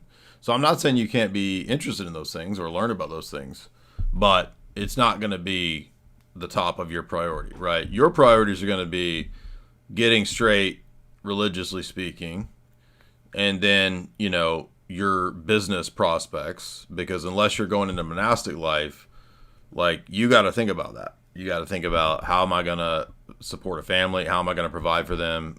What am I going to do? So that's your priorities. And, you know, what Putin is doing and what Zelensky is doing, I'm not saying it doesn't matter, but like, that's lower down on your strata, on your tiers. So that's what you're thinking. Can you talk to a girl? Have you ever been on a date? What are you going to start a business? That's what you need to think about. That's what the system doesn't want young white dudes doing. That stuff. That's what they're concerned with. They're happy to have you sitting on the internet all day long watching whatever, because that's not going to do anything in the world. But having a family, having kids, building a business, getting into Orthodoxy, those are the things that the system absolutely does not want you doing. Dustin, what's up?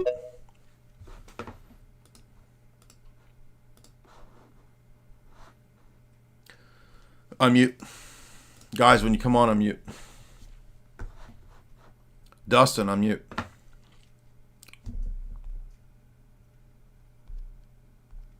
You have to turn your mics on, guys, or it's not going to work. Hayden, what's up?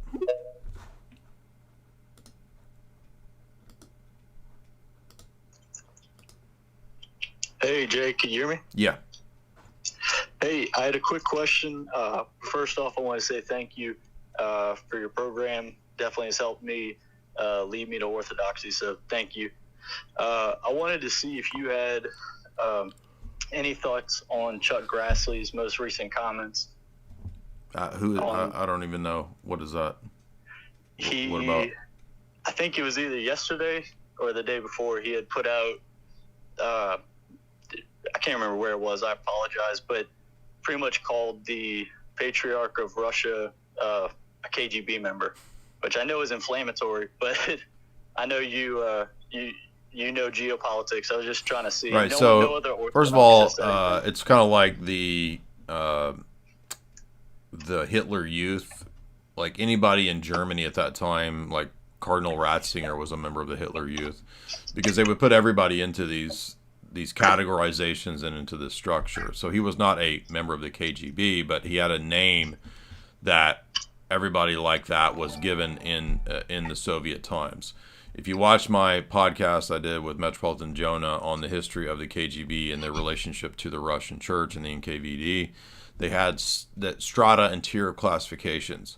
So people who have no knowledge of any of this, they just assume that everybody in Russia was in the KGB and all the church was the KGB church. No.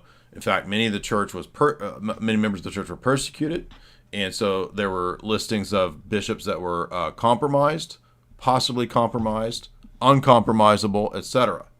And so there's all these different strata, and to just categorize everybody as if they're KGB is just retarded and stupid.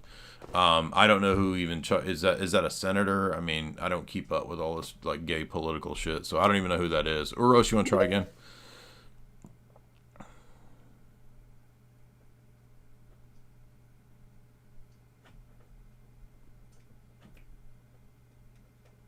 Uros? Bro, your connection, man, it's just not gonna work. We can't. We're not even connecting. Gabriel, what's up? So we got a lot of young guys at the church, for example, and they're all great dudes. And what happens? I'll talk about the first wave of guys that converted. Right, most of those guys are now married. Okay, the guys that converted back in 2018. Orthodoxy changed those guys. Many of them are becoming clergy, deacons, priests, and many of the ones that I know well, they're married. So they moved in the right direction. They were having many of the same complaints. Women suck, blah, blah, blah. Well, 7-8 years later, where are we? Well, they're starting families, and they're doing fine. They're doing great. They're writing books. They were benefited and moved in the right direction. They're not whining and bitching about politics all day online. Some of them live in horrible Canadian, UK socialist hellholes, and they're still making it. So the guys at church, right? When I met some of those guys when they converted, I'm talking about guys 18, 19, 20, 25, etc. Similar situations. Their lot has improved. So this idea of like adopting some sort of ridiculously insane, black-pilled, nihilistic attitude is immaturity. And Father Deacon Ananias is absolutely correct. Gabriel, what's up? I'm mute. Hello? Yep. One of the things that I think is pertinent to what we were talking about earlier is, with the trend of kind of red-pilled young guys, I think there's tendencies that are unhelpful, like we've been talking about, but two of them that I think deserve to be discussed are atomization and ecumenism. Namely, like, it's very easy for somebody who realizes what's going on in the political sphere to just be atomized, maybe attend some kind of church, but they're not really integrated into community. They hang out in comment sections. Mm-hmm. It's really easy. You're not building bonds at a community level. You're not actually going and talking to a girl because it's easier to just say women are trash, blah, Mm-hmm. blah, blah. Right. Sometimes you have, a point, but like men have our own problems too. But, our society really struggles with people being atomized, and we don't have bonds that, our grandparents or great-grandparents, their generations did. So that's one problem. Mm-hmm. And I think another one would be, any kind of like, political movement on the right. The temptation is to, not let these problems like religion really divide the movement. We just need to kind of like subjugate these things. Like they're not, we need to not really talk about these things. But everyone's aware that, everyone's aware that, politics is downstream of culture, right? Yeah, well, like, culture is downstream of religion. And right. These people, they will just put that off and not talk about it, mm-hmm. and try to have some kind of, like, alliance between, like, Catholics, Protestants, your neo-pagan LARPers, and, yeah. like, like, all this right. stuff. And it's damned from the start, or it's doomed from the start, right? Yeah. Maybe damned too, I don't Absolutely. know. But, yeah. What do you think about that? No, I think you nailed it right there. Those are huge issues. I would totally agree with that. Appreciate that call for sure. Gabrielle, what's up?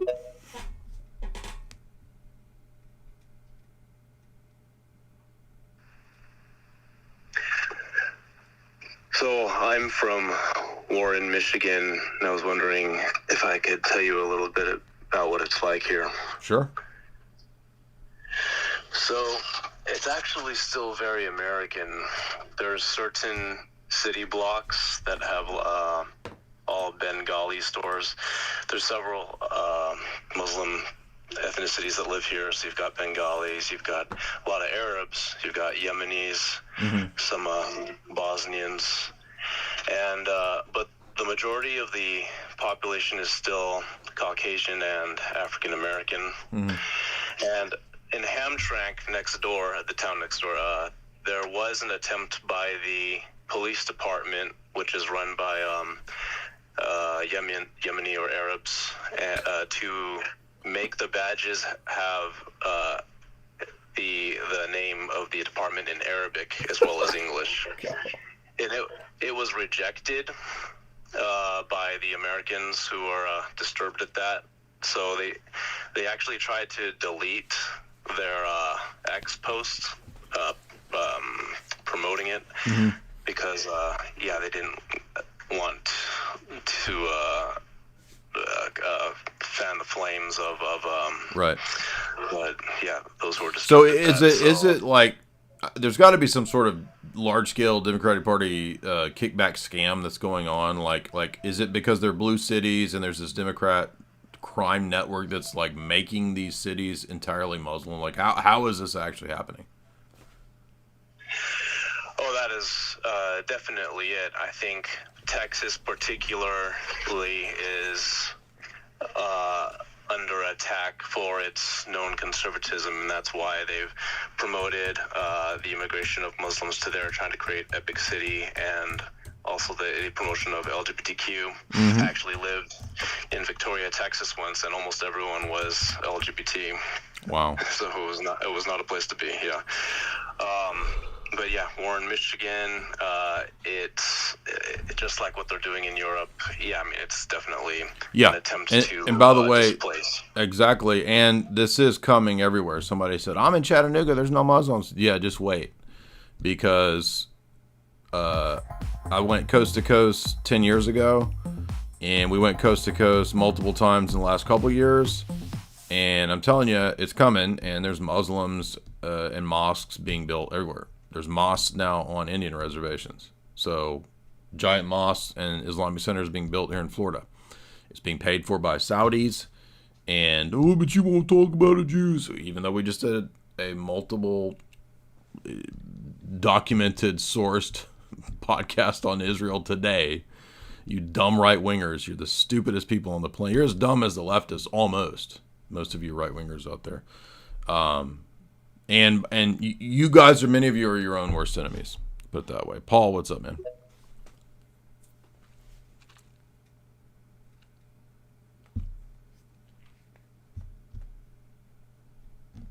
Can you hear me? Yep. Hey, so yeah, I'm a Roman Catholic. I'm Gen Z, and my friends are all like pretty big Nick Fuentes fans. And I wouldn't necessarily say that I'm like a fan of any particular political person, but I'm kind of, I dabble a little bit in Nick Fuentes stuff. But like when I originally joined, it was actually like in regards to like an earlier discussion you had, kind of just generally about like Roman Catholic thinking. Okay. And it's interesting you guys were talking about what you were talking about, because my wife and I were having like this discussion for the past 2 days about the concept of Muslims and Jews worshiping the same God as the Christians.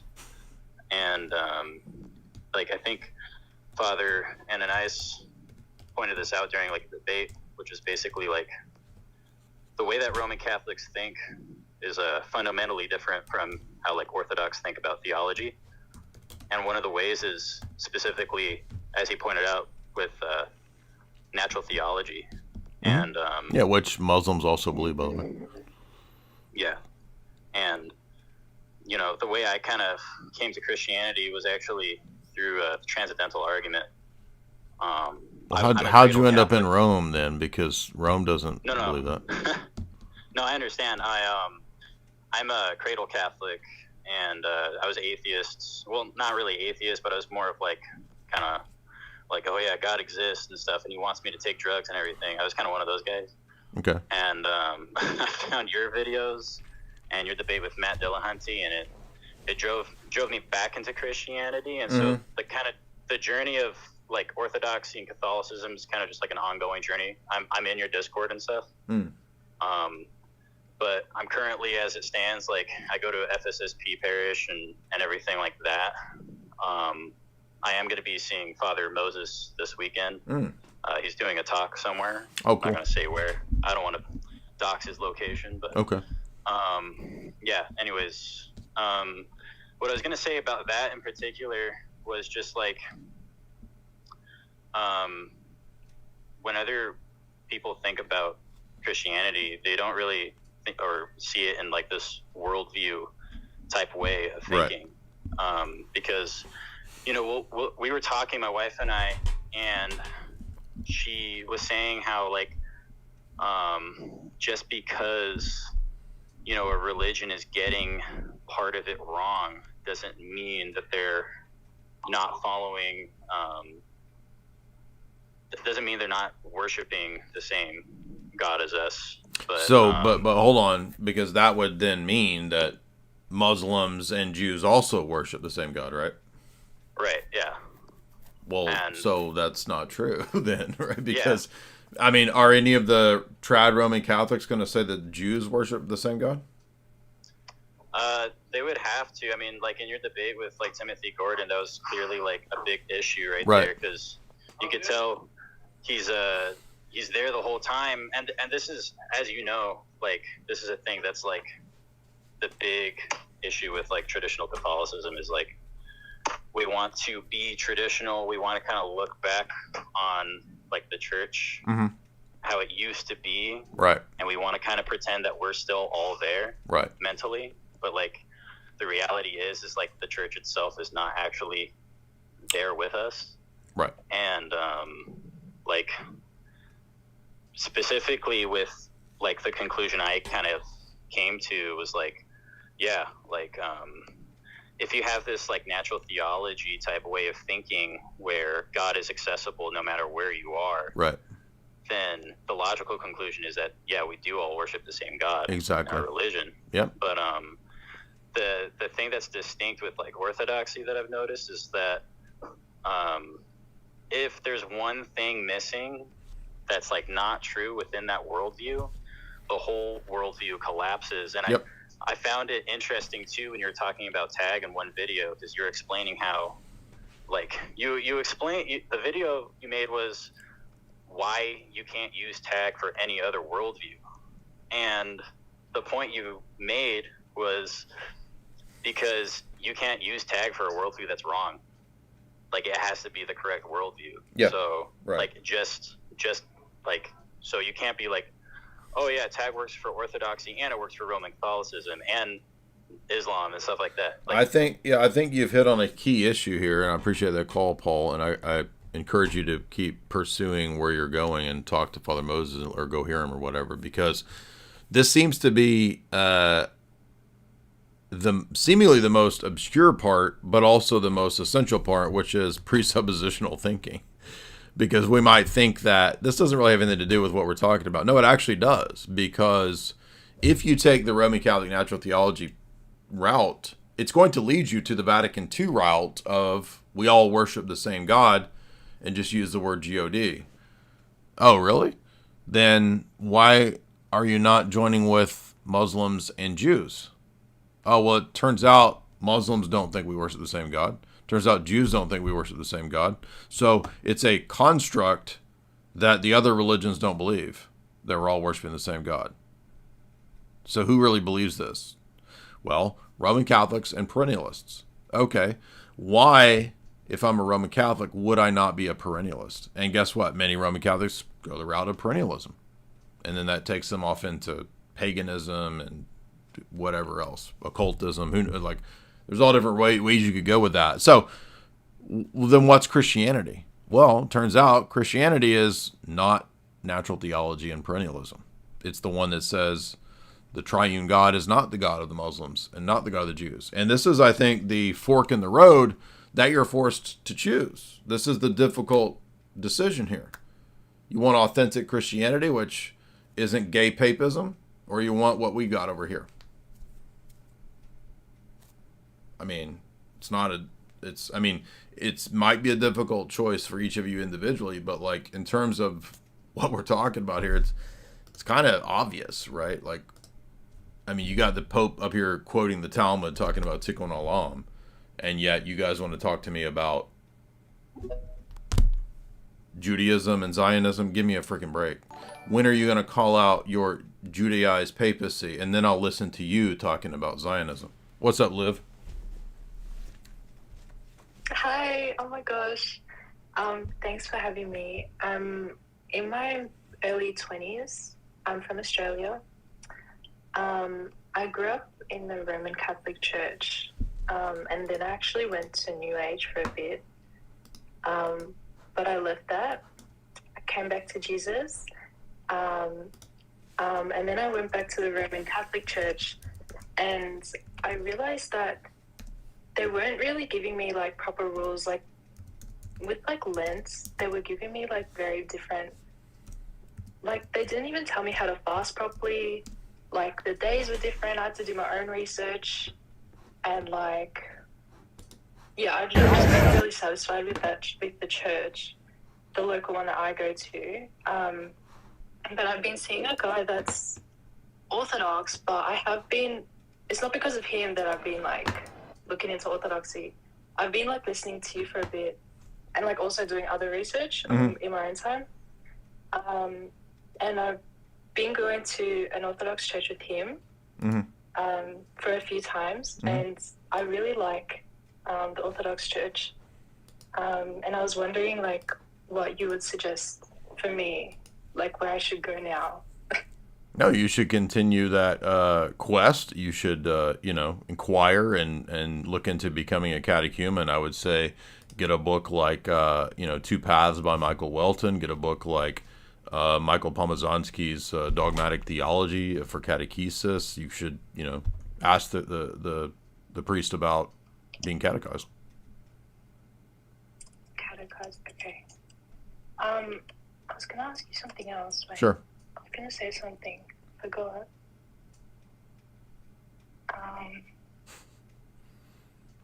Well, if you think about it, you can come back and just hit request to speak, but I appreciate that. But yeah, keep, I mean, you're not going to find I can guarantee you're not going to find it at your Novus Ordo churches. And although you might find more camaraderie in terms of political conservatism and right-wing theology at the SSPX or the FSSP, what you're eventually going to find out is that that's not Roman Catholicism. You're not going to be able to restore and bring back this Tridentine era or this medieval, Templar era Catholicism.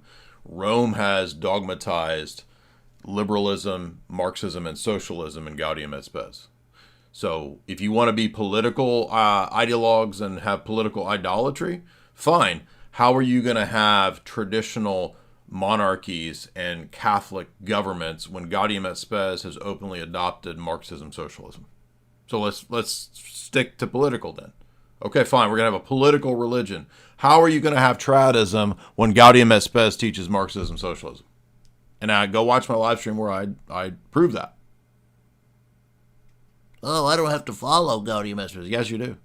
Like, where did you get the idea that you don't have to follow Vatican documents and Vatican-approved teachings? Where did you get this idea? Who taught you this?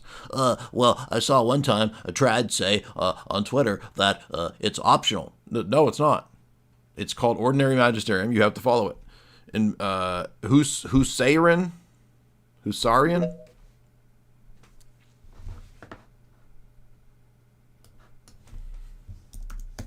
What's up, man? Hey, Jay. I had a question Sure. from what you were talking about earlier when you were talking about like how a lot of young guys are always looking to like politics and maybe putting too much energy there, too much time. How much would you, I mean, I don't know how much you would have to say about like how important you might think it is for like, not even politically speaking, but like for like Orthodox people in America to like organize or like work together, help each other out. I know the Greeks and the Serbians do this really well, but like with the influx of like Americans and like converts, I don't know if that's like, I mean, you guys have conferences all the time, so maybe it's bro, we got people that sleep at the church. We help people out. I'm not joking. I'm being serious. There's people that needed a place to stay. They slept at the church. Oh wow. Do you think that that itself could like play into pushing Orthodoxy further in America, so to speak? Yeah, our church tripled in the last 3 years. Right. Yeah, it is blowing up everywhere. It's definitely blowing up in Chicago, where I go. Oh, good. Yeah. Yeah, I mean, a great question, and we definitely do help and try to help people for sure. When we see that they're serious, we don't just like give anything to anybody, but no, we absolutely help people out. James, what's up?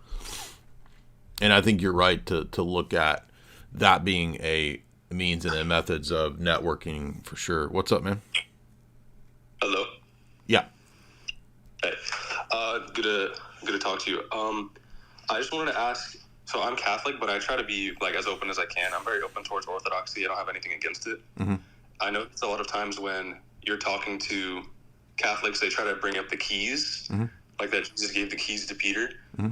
But I would always, like, I think in my own arguments, I always try to tend toward the fact that Peter is named Rock.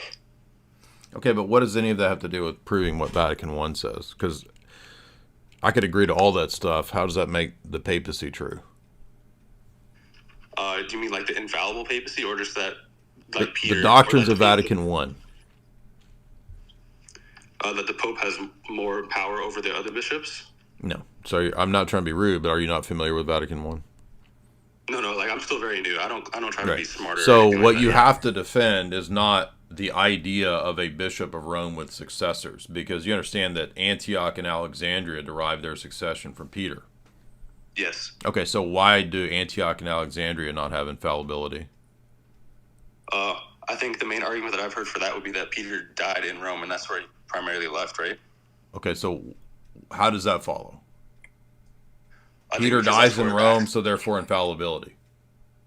Well, I think because that's where the actual successor of Peter would have been. You just admitted that Peter's successors are also in Alexandria and Antioch.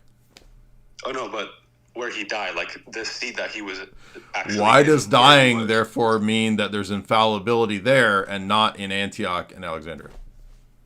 Well, I would say that's because that's where Peter actually was, not other people who were in the seats in Alexandria. Do you not understand that Peter's successors are also in Antioch and Alexandria? Okay. Peter's successors. Apostolic succession in Antioch and Alexandria, even the Roman Catholic Church admits, come from Peter himself. Okay, so perfect. Why is there infallibility only in Rome and not in those other two? Okay. Thank you. This is just like a common objection I really wanted answered, so I appreciate it. Is it okay if I ask one more question, or do you want to move on? But I feel like we haven't gotten to the point, because the question is, why would the infallibility just be in Rome? Well, that was like my whole point, but you just kind of like explained to me why that wouldn't be sufficient in defending it. So. Right, so it wouldn't follow just because he died there. Okay, well, where do we get the idea that because a person dies there, that confers infallibility, but it doesn't?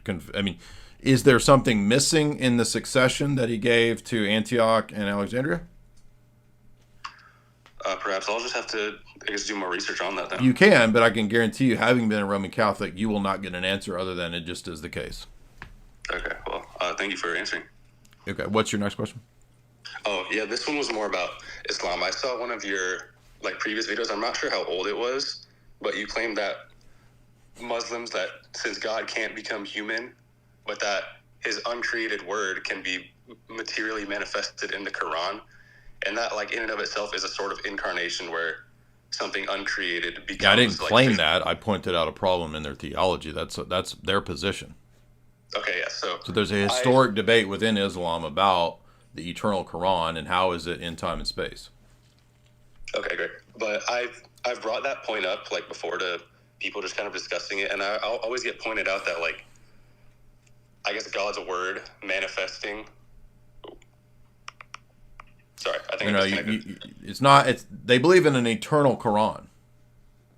Okay, but wouldn't you agree that that's the God's like actual word being inscribed is different than God living as a human being? Okay, but it misses the point though of is the Quran the eternal speech of Allah, and if so, then how is it in time and space? Yeah, of course it's different from the second person of the Godhead being in time and space. But if the Muslim objection is Allah cannot be in time and space, then how does the Quran accurately tell you about anything of Allah if it's a mirror of the eternal Quran, which is, by the way, not the same thing as Allah? So the fact that it's different is missing the point. Yeah, we realize the Quran is not the same thing as Jesus. The point is that the problem metaphysically is the same. How does this action or attribute of Allah somehow enter into time and space? And you point out that goes against what Islam teaches, but not what Christianity teaches. I hope that kind of makes sense. The metaphysical problem is the same, and they're moving the goalposts for their position. They're saying our position doesn't have a problem. It just is the case. The Quran is in time and space. But if Allah cannot be in time and space, then how is the Quran equivalent to the eternal Quran? Do you not understand? Okay, I can see a little bit more now. Yeah, I was just like getting confirmation, but I do understand what you're saying. Yeah, but, so it's a double standard to where they're saying for their position, they just get a free pass. It just is. Okay, but how is the Quran in time and space an image of or a version of an eternal Quran that is not Allah? I don't think I think you're not getting what the issue is. Like, yeah, that they set up a problem for us, but they have the exact same problem. Is that kind of what you're correct? saying? Yes. Okay. And by saying the exact same problem, it doesn't mean that it's the same with. It's like they believe that it's the same metaphysical problem with two different topics. Okay, I see that. Thank you. Sure. Yeah, and I'm not trying to be rude. I'm explaining to people specifically to get the point. This is another thing too that people need to understand. Like when a man talks to another man, it's direct, it's forthright. Men should be that way. Yes, you could be a douchebag, but when I was in my 20s and when I would talk to older men or when I would talk to my boss or my manager, I was always getting butthurt because, it's because men should talk to men in a certain way. And young guys need to be able to be talked to by an older man in that way without getting their feelings hurt. So, got to stop being so emo, young guys. Julian, what's up? I'm not talking about that guy. We had a great conversation. I'm talking about the people in the chat. There's people in the chat saying, why is Jay being mean? A normal conversation between a man and another man where there's an instruction going on, that's not being mean. If you think that's being mean, you got to you need to check yourself. What's up, man? Julian, what's up? Guys, if you call in, you got to have your permissions turned on. Brandon, what's up? Oh, hey, Jay. Yeah. What's up? What's on your mind? Okay, so I converted to Eastern Orthodoxy a couple months ago. Most of my family is pretty supportive. I would say mostly my parents. Mm-hmm. But my external family, like grandparents, uncles, and stuff, they're not big fans. But my dad in particular, like he's kind of like in limbo right now. Like he sees the problem with Protestantism, how it's just completely divided the church throughout the history. Like, he acknowledges this, but he's not ready to like go over to an ancient church. Okay. But he's interested. He's been coming to the services sometimes, but he still can't get past Perry Stone's dispensationalism. And I've explained this to him, and he just sent me a video. So it basically comes down to authority, from what I understand. Like, my authority is the Orthodox Church, and his authority is this guy. Well, I mean, I get that, but also, like, I don't think he's dispensational. Like, I came out of dispensationalism as a Protestant. And so what got me out of dispensationalism when I was Protestant was the Bible, and seeing that there's one unified plan that God has within history in every era with people. And he deals, you could say, in different ways at different times. But that plan is literally just one group, one city of God, one people of God in history, and that is in Christ at all times. And once I understood that, once I read the book of Hebrews, once I understood covenant theology in the Bible, like, that made dispensationalism go away. Well, I will say, maybe I should have been more clear. He's more fixated on the pre-trib rapture, but he didn't know that the pre-trib rapture came from dispensationalism. And then pointing this out to him, it's like he still had his blinders on. So he needs to understand partial preterism, and that the Bible is a unified covenantal relationship that God has with people. It's not chopped up nonsense. There is no 1,000-year Jewish kingdom. That's all a bunch of Judaized nonsense. So I would say try to get your dad to watch the stream that we did on dispensationalism right here. You could get him to read even Bonson and Ken Gentry have a book that's a great refutation. I mean, I know that they're Protestants, but in the mind of a Protestant, I remember the phases. And if you want to take into that next phase, they have a book called, I think, House Divided. And that, you know, those critiques were enough for me to be like, okay, dispensationalism is ridiculous. This is stupid.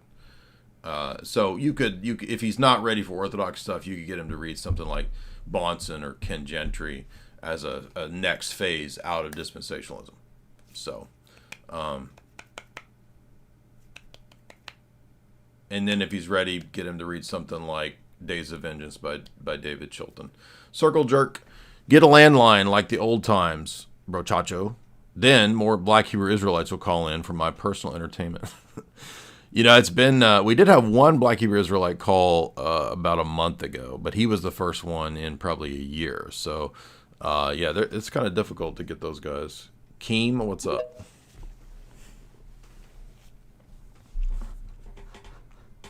Keem, what's up? Hello, can you hear me? Mm-hmm. In regards to your first topic about your stream, I think a lot of Alex young guys, or young guys? Which one?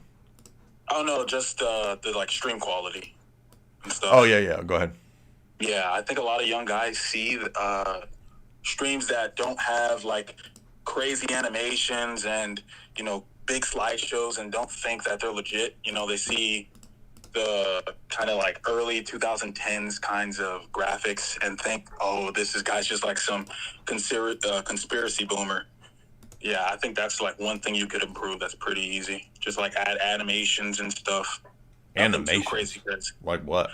Not like a person, but like animated transitions and stuff like that. Or like push your aesthetic to the foreground. Because like with that Templar kind of guy, they people attach themselves to aesthetic very, very closely. Gotcha. Well, I'm not gonna go with some retarded Templar shit. That's dumb. But what do you suggest? I like your vaporwave aesthetic, but I would say like you could I don't know, just like go a little bit harder with it, see how that works. Okay. Or you can tone it down and kind of make yourself more like a coffee room smoke break kind of thing. Interesting. Okay. Yeah, I'll play around and test out some ideas. Appreciate that. That's good stuff. Adam, what's up? Yeah, I mean, I'm open to aesthetic changes. I mean, this isn't boomer conspiracy shit, so I don't. But maybe I'm conveying the wrong message here. What's up, man? Adam, I'm you. Yo, what's going on, Jay? What's on your mind? Yeah, what's up, man? Like, I just wanted to just come on here and talk about pretty much this past summer. I kind of went down a rabbit hole with Christianity, and I discovered Orthodoxy, and I actually just attended my first catechism class this past Tuesday. Awesome. And yeah, thanks, man. And pretty much, I told my family about it. My girlfriend's really supportive of it. She's down to like kind of dive into everything with me and kind of like go along the journey. But my family, they're just kind of like, well, I think the main thing they're tripping out about is the icons, and like, you know, just because like the typical like belief with like a lot of Protestants and whatnot is, right, oh, you know, it's idolatry and everything. But to me, and just for context, I'm not the most knowledgeable in terms of theology and like scripture, because I haven't even finished like reading a whole Bible myself. But I do know, like in scripture, for example, you know, the way that God's people treated the Ark of the Covenant and the bronze serpent, for example, like, right. Correct me if I'm wrong. No, those are icons. Exactly, yeah. They're representations of God's divine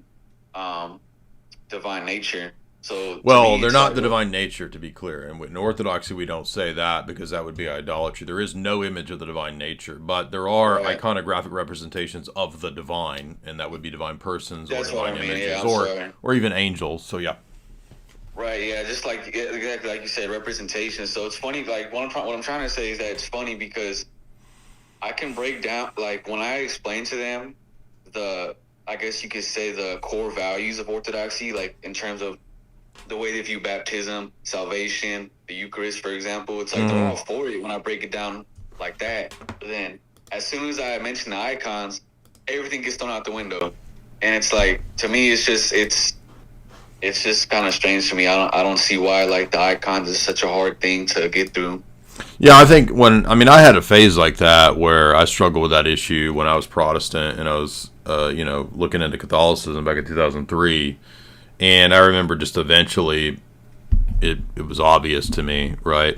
But I think what he was talking about, I think, is, you see a lot of videos, and we have one of the Clips channels actually does this, which is he's attempting to appeal to a younger crowd, is like moving animations or things happening on a screen while I'm talking, right? So a lot of times people will be playing a video game, like Destiny's whole crowd is him talking degenerate bullshit while he plays some stupid video game.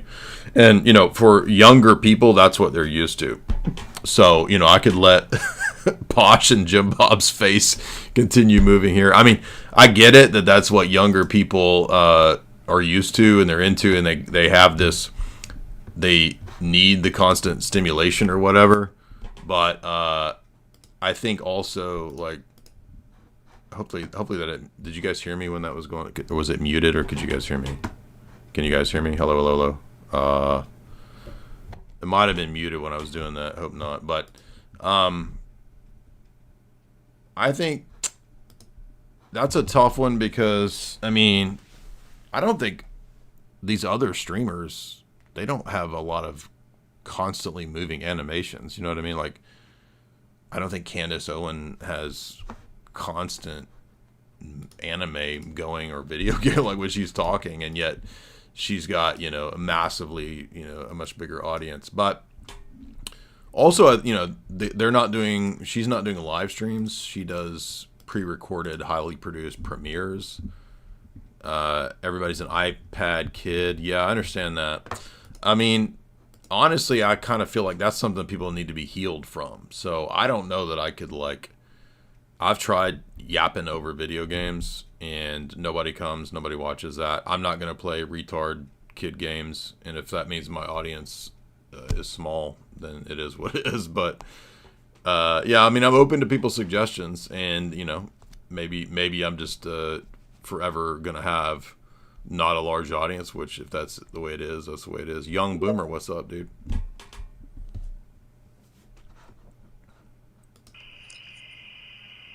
Hello. Yep.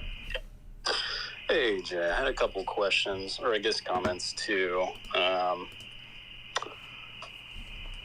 Okay. I guess the first thing was I noticed in a stream you mentioned how the Coptic are kind of like Muslims in a way. Yeah.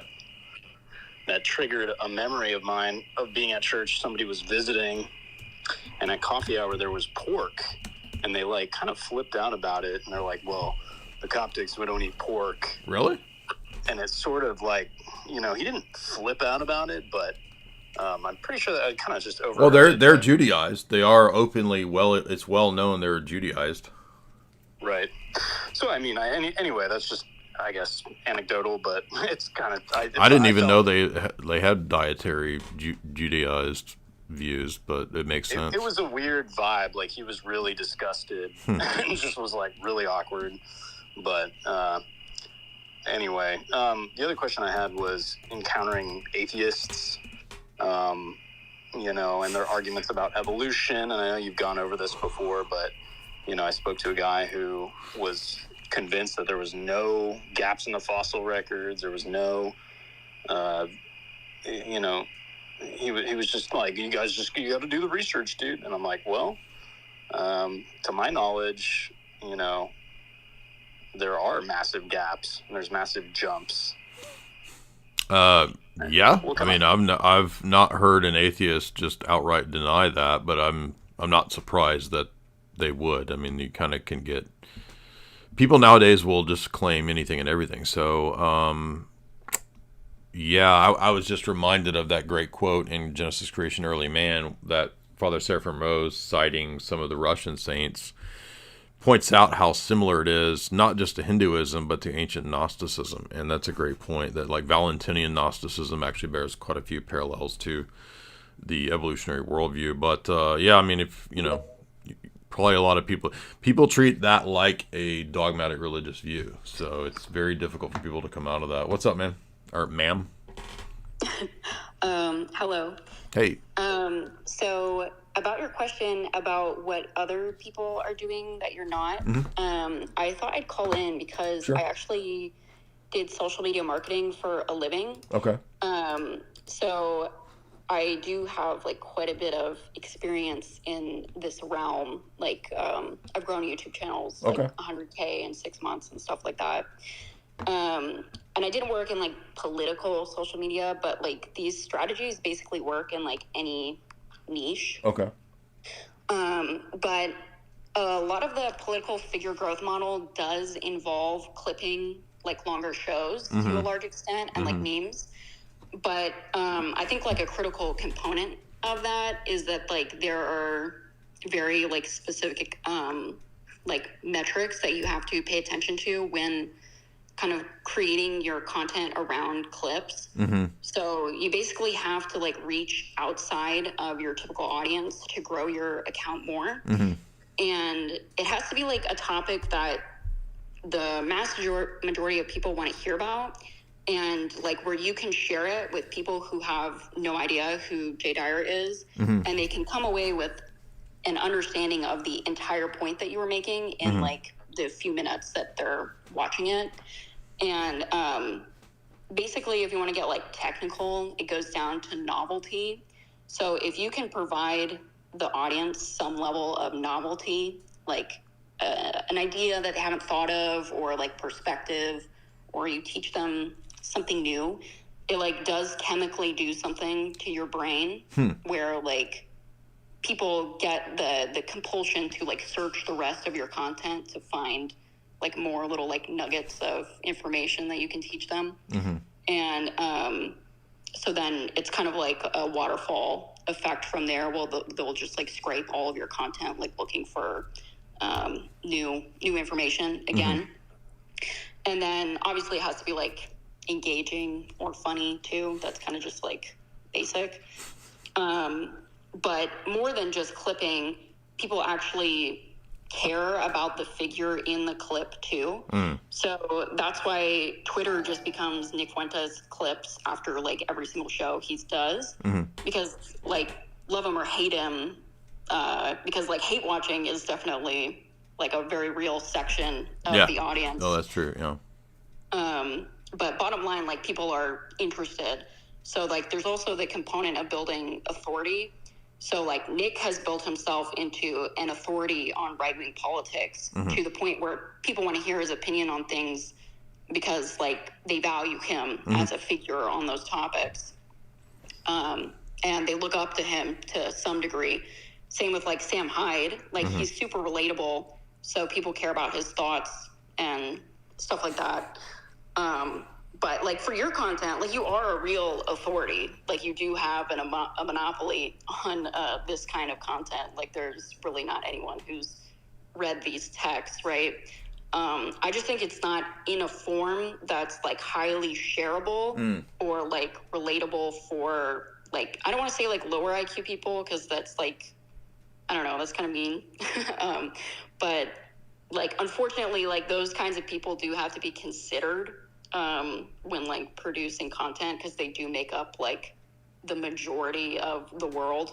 Like, I think like over half of our country reads at, like, a 5th grade reading level or below. Right. And, like, immediately when people hear that, I feel like people think it's disingenuous. Like, people immediately think, like, oh, it has to be like Mr. Beast. You have to have, like, 5 seconds. You say, we're going to build 1 million wells. Like, no. It doesn't really have to be like that. Like, there is a way to do, like, intelligent but engaging content that's, like, popular. Like, Real Engineering is, like, a non-political good example of that. But, yeah, overall, I would say, like, if you want to become, like, a bigger figure and, like, grow a lot more, it's not, like, necessarily the topics or the content, because, like, you are an expert. You're saying it's the format. Yes. Yep. Presentation and packaging of it. So, essentially, we're talking lengthwise, what, maximum 8-minute videos, 10-minute, 12-minute? Like, what does your research tell you? Yeah, so basically it kind of depends. Like, so if you're creating something that warrants, like, over 10 minutes, the title has to reflect that, and people have to feel that they're going to get out of it in an hour or 20 minutes, like, what the title conveys is worth it to them to learn in that amount of time. But it's good to have, like, a variance of lengths. For, you know, like, the slow boys, the clips are the best, but, like, for people who can handle, like, a little bit more. Yeah, I mean, we've got about 10 clips channels now that are churning it out pretty significantly, which is good. It doesn't really work on this channel, because anytime I do, like, the more, 10, 20-minute videos, it gets a little bit more traction. But I think the thing about the clips channels is that those, when they start, they do reach new people. And I don't know that this channel reaches new people. So, anyway, anything else that you have? Because these are really good points. Appreciate that. That's, like, the main stuff. There's obviously, a lot, but yeah, that's the biggest stuff. Yeah, the other thing too is, over here we do several different topics. I think, if you're talking about a Candace or a Tucker, like, those people, like, the content that you're going to get. I don't just talk about politics. I think that is completely, I would go crazy. Politics is so boring and lowbrow, but it's great for reaching normies. It's just really a challenge for me to force myself to find politics that interesting. And that, I think, right away kind of limits the audience pretty significantly. And also, we talk about a lot of different things. And people are very used to channels that they like, for one thing. Niche channels are kind of the mainstay and the norm for YouTube. And I'm just not a niche dude. I'm going to be doing several things just because I can't, like... I just could not be a only focused on politics person. Like, it's just not me. So, and, maybe that's the point of departure with, gaining a giant audience. Maybe you have to be a one-size-fits-all niche, only talking about this, or this.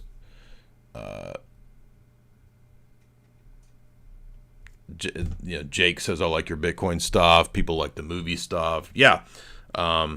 It's a challenge. I don't know what. Maybe there should have been channels for specific topics. Maybe there should be a channel for Bitcoin, channel for, comedic stuff, channel for movies. But that's also a shit ton more work too. Measured, what's up? Ben Shapiro's never going to do a debate. Hey, what's up? What's on your mind?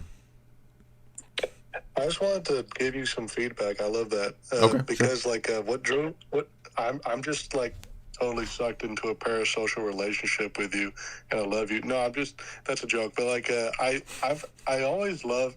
I think what she was saying is so true, because what turned me on to your content in the beginning was the stuff you said, of course, and then I thought the rest of the stuff was cool. And it was during a time whenever I was still on YouTube for every bit of my content absorption. Mm-hmm. And I loved that was 2019. Mm-hmm. And just to touch on Bitcoin for a second, the most amount of money I ever had was $9,000, and it was all in Bitcoin. And then I moved it out because I was silly, and then with the crypto, and it's so true, because whenever I first joined, it was I was just driving. Sorry about that, but it's true. People need to learn about wisdom and patience, and that's why I needed to learn. Otherwise, of all the events that happened from then to Mm-hmm. now, Mm-hmm. Everything would have been just fine, If you're saying that your message is that people need to learn to be patient.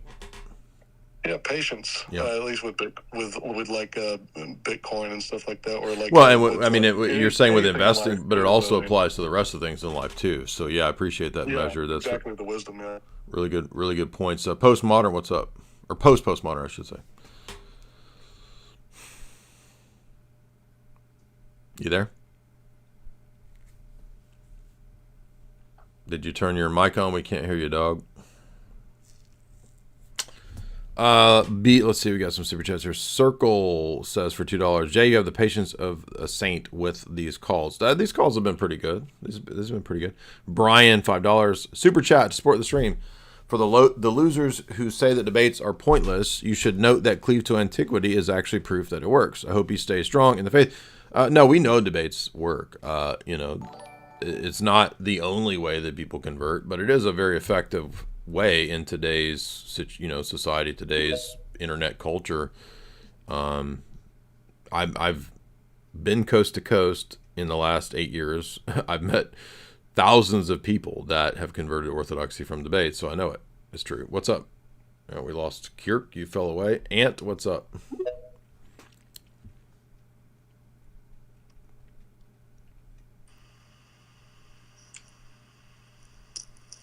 You there? Sorry, AJ, can you hear me? Yeah. Cool. I just want to make 3 points. One, addressing the topic of the debate or the live tonight, and two, with the previous calls. One of them, I'm in no position really to give you advice or anything. I don't know much about how all this stuff works, but from my experience and with my friends, so I'm probably one of your few Coptic listeners that actually likes you. Mm-hmm. And I totally get your, the thing is, once you go through all the debates you've done, all the multi-hour lectures, which are pretty solid, and you listen to all the debates that you have with the Orientals, I kind of sympathize with your position and attitude towards them. I really don't mind it. I still love 99% of your content, most of your content. And you turned me on to Sam Hyde, which was pretty cool. But I think probably a lot of people are that don't. I don't know the stats on your side, but maybe people subscribe and then you'll say something harsh about their faith and then they'll unsubscribe, which is just your personality. I don't get. I mean, my subscriber count is pretty consistently. It's not thousands a day, but it's pretty much anywhere from 80 to 150 a day consistently. So I don't lose a whole lot of people, but I mean, I'm sure what you're saying has happened to some people. Yeah, and I'm curious before I move on to the debate topic or the live topic. I've never heard about the bacon thing, like the what? With the Coptic Church not eating bacon. Well, that it might have somebody said that's like Tewahedo Ethiopians, maybe not for every person. I mean, I'm sure that Armenian Orthodox don't care about that. Yeah. Okay. That's interesting. I'm curious, and I'm also curious about. I mean, I know that like even our church, at least in our diocese, we're cognizant of like the Islamic influence on our culture throughout, you know, the hundreds of years. But from your perspective, what other points of Judaizing do you see in the Coptic Church? Just for my I think insight. Is it aren't the Tewahedo very interested in, or aren't they, don't some of them do circumcision? I think I heard about that. What do you mean, like their own circumcision? What do I mean? They do circumcision. What do you mean? How many of those are there? It's pretty much just. I guess there's female circumcision, but male circumcision. Like, but I was. Do you, like they do it on their own, like the rabbis do, like with their mouth, or like they. I don't know the specifics because I'm not super involved in. Coptic culture, but I mean, I've heard from a lot of people that Coptics do circumcision because they think it's. I mean, maybe they think it's hygienic, but I would assume they do it because of religious reasons, but I don't know. Okay. Does the Eastern Orthodox Church do circumcision? No. Really? No. I did not know that.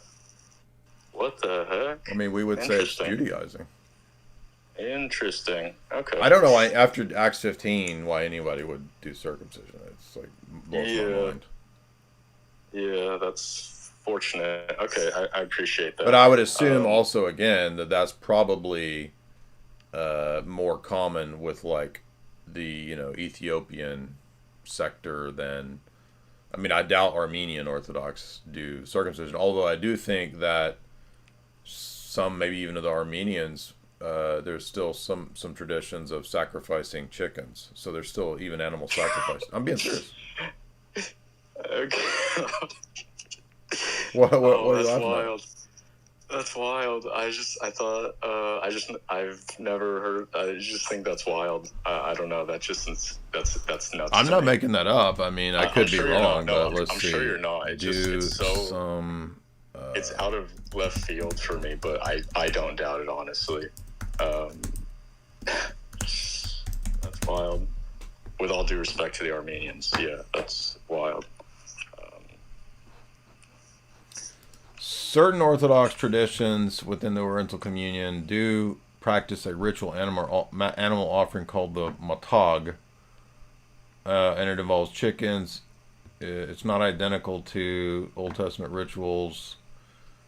So they would say, it's not a atonement for sin, but it's like a thanksgiving. But like, there's no animal sacrifices, and this is just kind of an obvious like Judaizing practice. Examples are Armenian. Yeah, so I was right. So the Armenians have a tradition called matag, where they sacrifice a lamb or a rooster to God as a gift. The rooster is often offered. The meat is shared with the neighboring households. It's done in the Ethiopian Tewahedo Church and the Eritrean Orthodox Tewahedo Church. Interesting. I did not know that. Yeah, you've really opened my.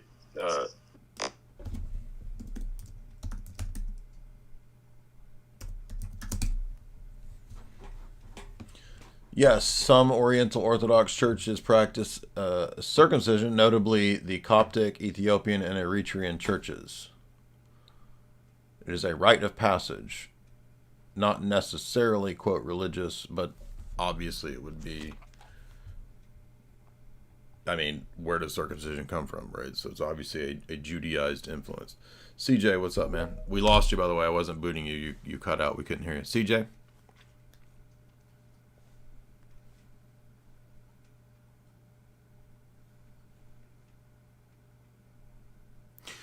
And again, I'm not talking about that guy in particular. I'm not knocking him. He seemed like a cool dude. I appreciate him calling in. But, this should be obvious, like Judaizing. Like if you don't see, like, this is obviously Judaizing, and this is part of the problem with these groups. You know, I don't know what to say. Here we have another Coptic who wants to call in. I'm sure he's gonna gibber and yap and tell us how I'm wrong. What's up? Go ahead, set me straight. When are you going to meditation? When would you meditation? Unmute. Oh, hello, can you hear me, Yep. Jay? Sorry. It's quite early here in Serbia where I'm at. Okay. Yeah, so really great podcast. I was just listening to all of the advice that you gave to young guys, and myself being 28 right now, I absolutely agree with that, and I'm trying to do the best I can, and to complain as little as possible and just push through it.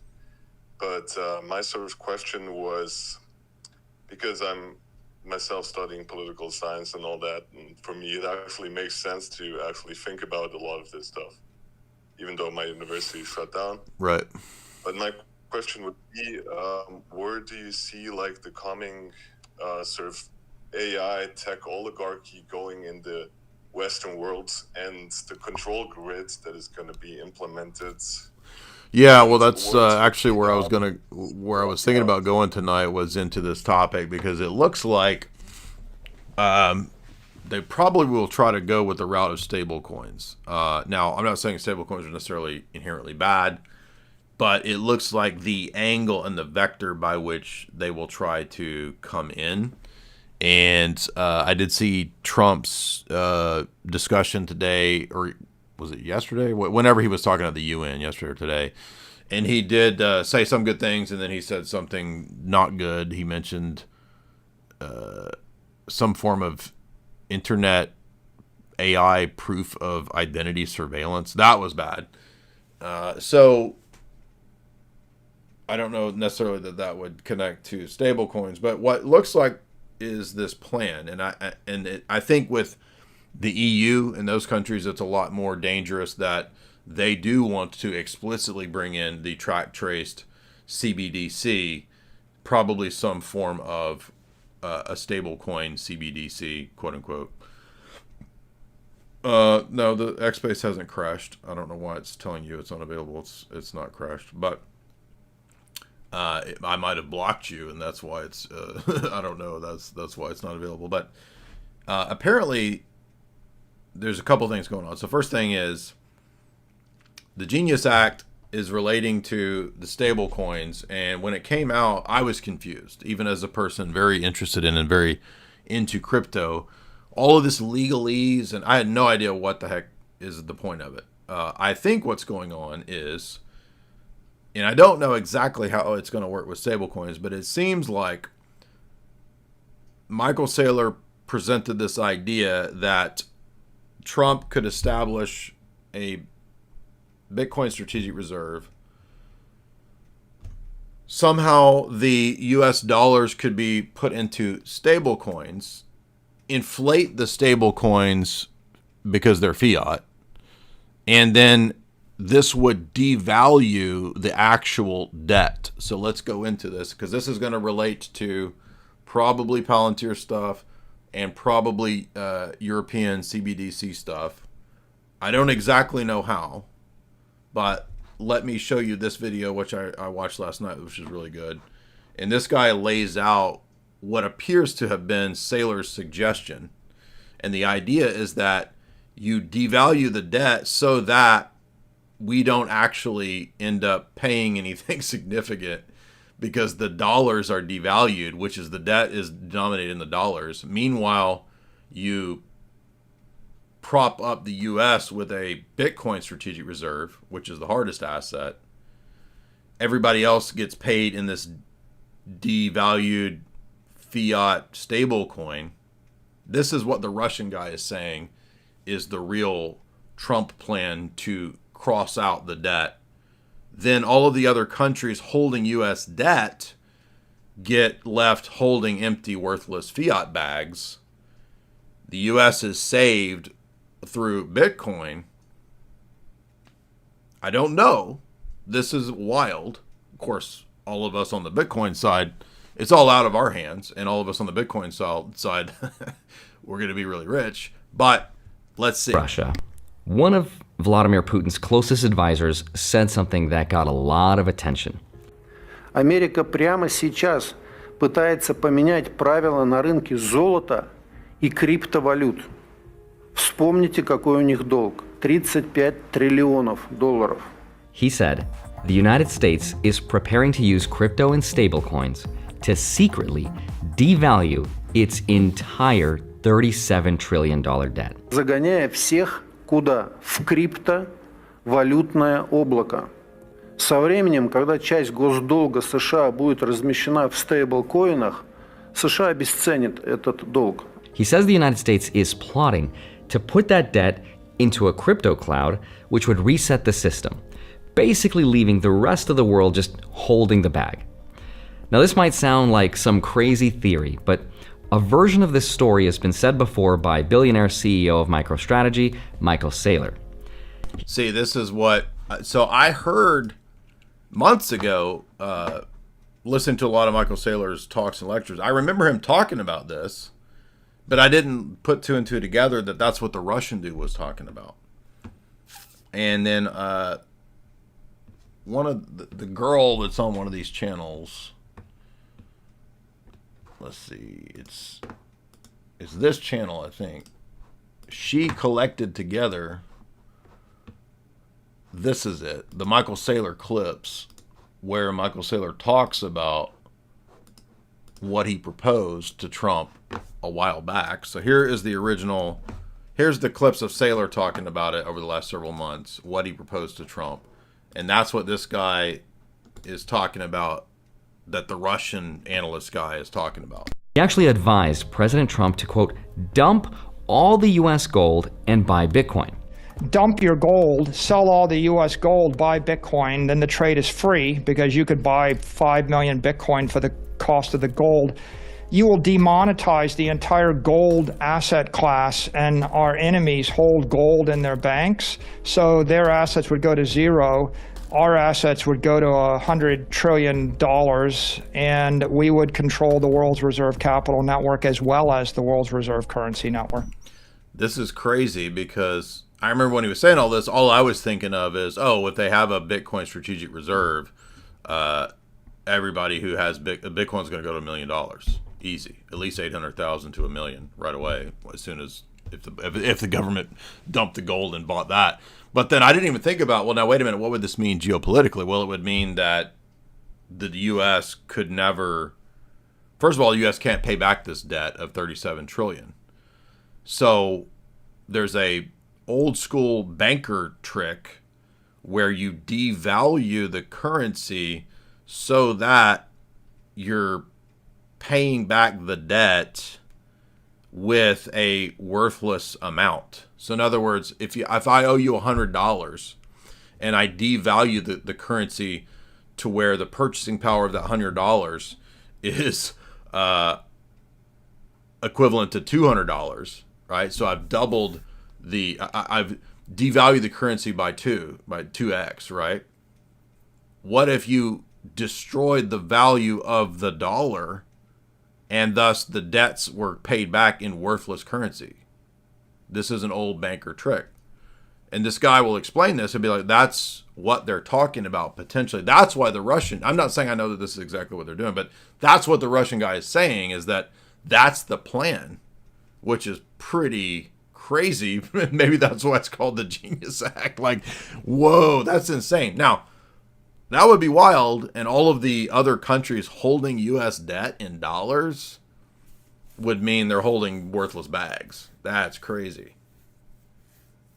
I mean, it does sound like an evil scheme, but this is like what bankers and Federal Reserve, that's what they've always done. Now, I don't know if that's what they're doing, but that's what this is about, as you'll see right here.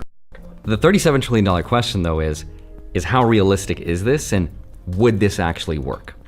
Because I think the answer is, it's not just going to work. It's going to be inevitable, and I think it's going to happen. Not exactly in that way, but that's what I'm going to help explain in today's video.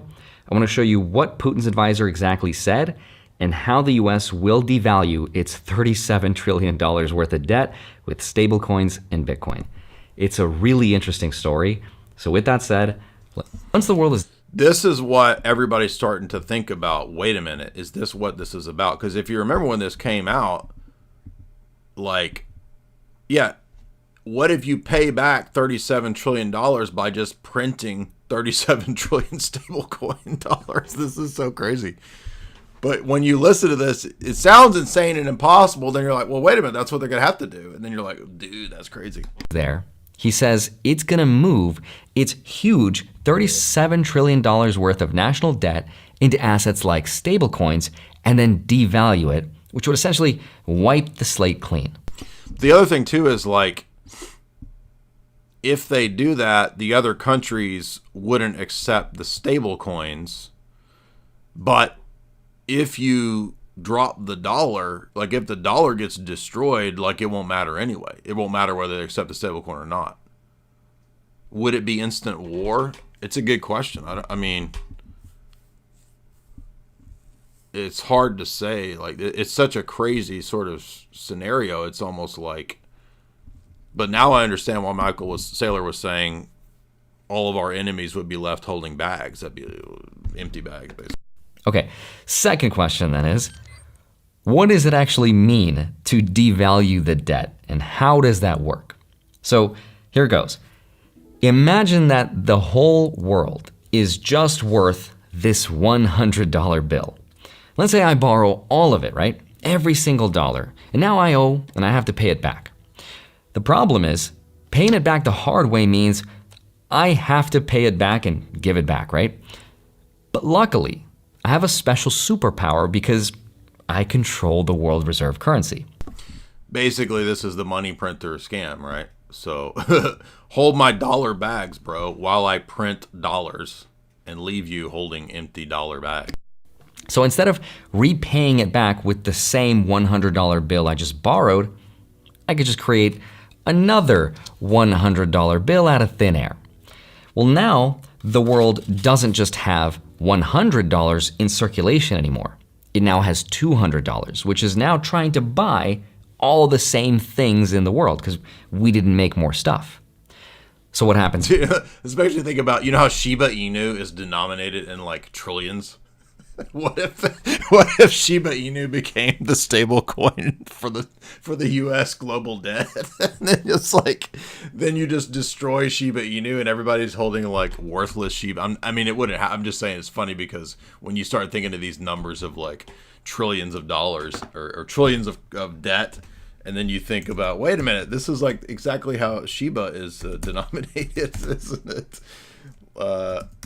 What's the market cap of Shiba Inu is 9 billion, but there's like a trillion, or how many trillions of them are in supply? 500 trillion Shiba is the max.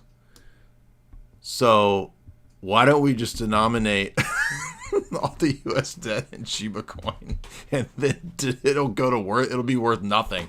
And then I'm joking, but it does sound like that level of denomination. Alert, big. Next, the price of all those things goes up, right? Things like real estate, stocks, gold, especially the things everybody wants, they all go up. The groceries you used to pay $1 for now cost $2.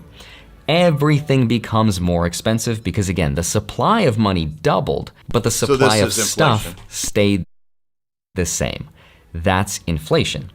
Now, when I go to give you back your $100, it looks like I just repaid you back in full. But in reality, I cheated because now your $100 bill doesn't buy you the same amount of stuff because I diluted the money, so it now only buys you half as much. I devalued the debt. Now, what most people don't realize, though, is that this is literally the oldest trick in the book. And in a lot of ways, it's how the United States has been paying for its debt this whole time. So what if you just did that in total with the 37 trillion through some stablecoin? Devaluing doesn't mean defaulting. It doesn't mean not paying back. It means to lower the real value of that debt through inflation or currency manipulation. And this has happened over and over again. It's decay. Things get cheaper over time. And that's how it should be. All right, you get the idea. So I'm skipping ahead to where he kind of brings it back to the Genius Act here. Treasury. And under the Genius Act, it says only approved issuers like banks, trust companies, or non-bank firms can get special approval. They can issue regulated dollar-backed stablecoins in the United States. So if Apple or Meta wanted to, they could create their own currency like Metacoin, right? All they got to do to get approval is just suck up to the president a little, right? How much are you spending, would you say, over the next few years? I think it's probably going to be something like, I don't know, at least $600 billion.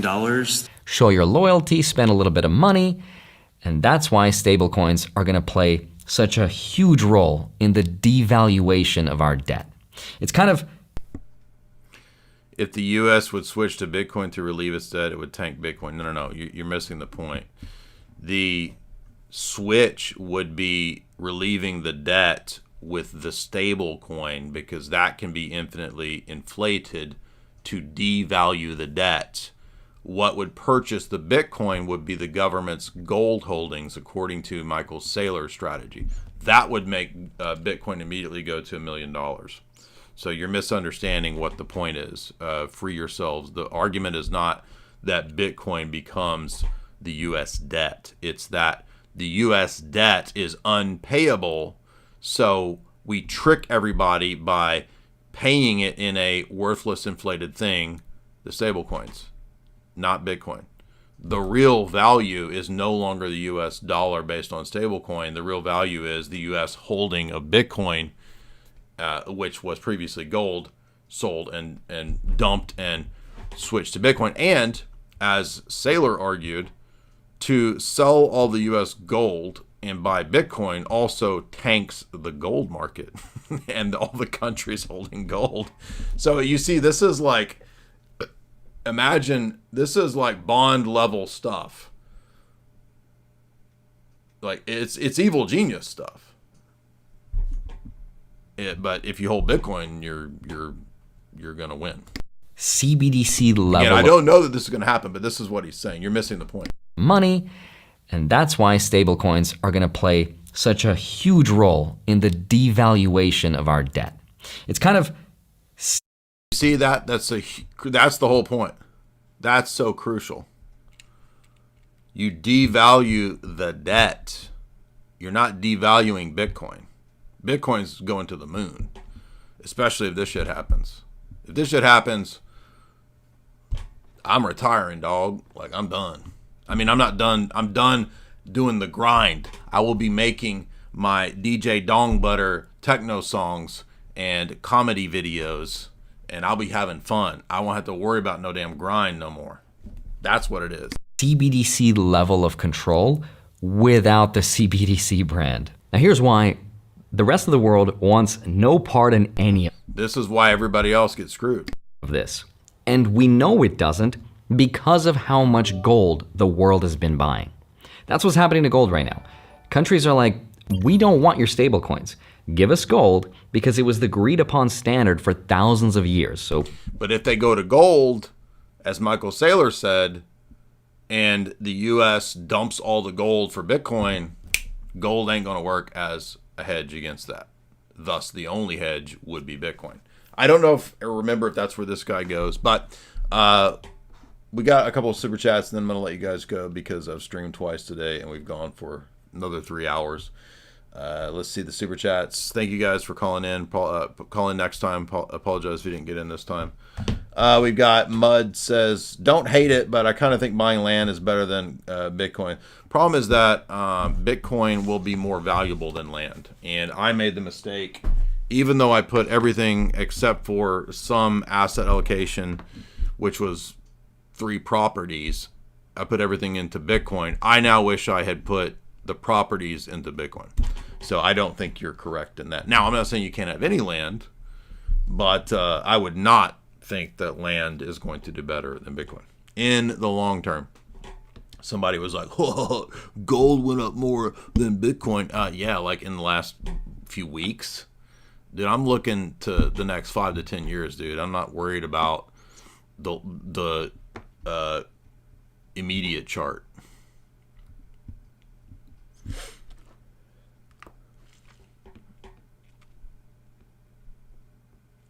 Circle. Man has made many denominations, beliefs, and traditions. Why not just read the good book? Get a Greek and Hebrew study Bible. That's actually pretty funny. Yeah. Look, I just believe in the Bible, but I got to learn Greek and Hebrew.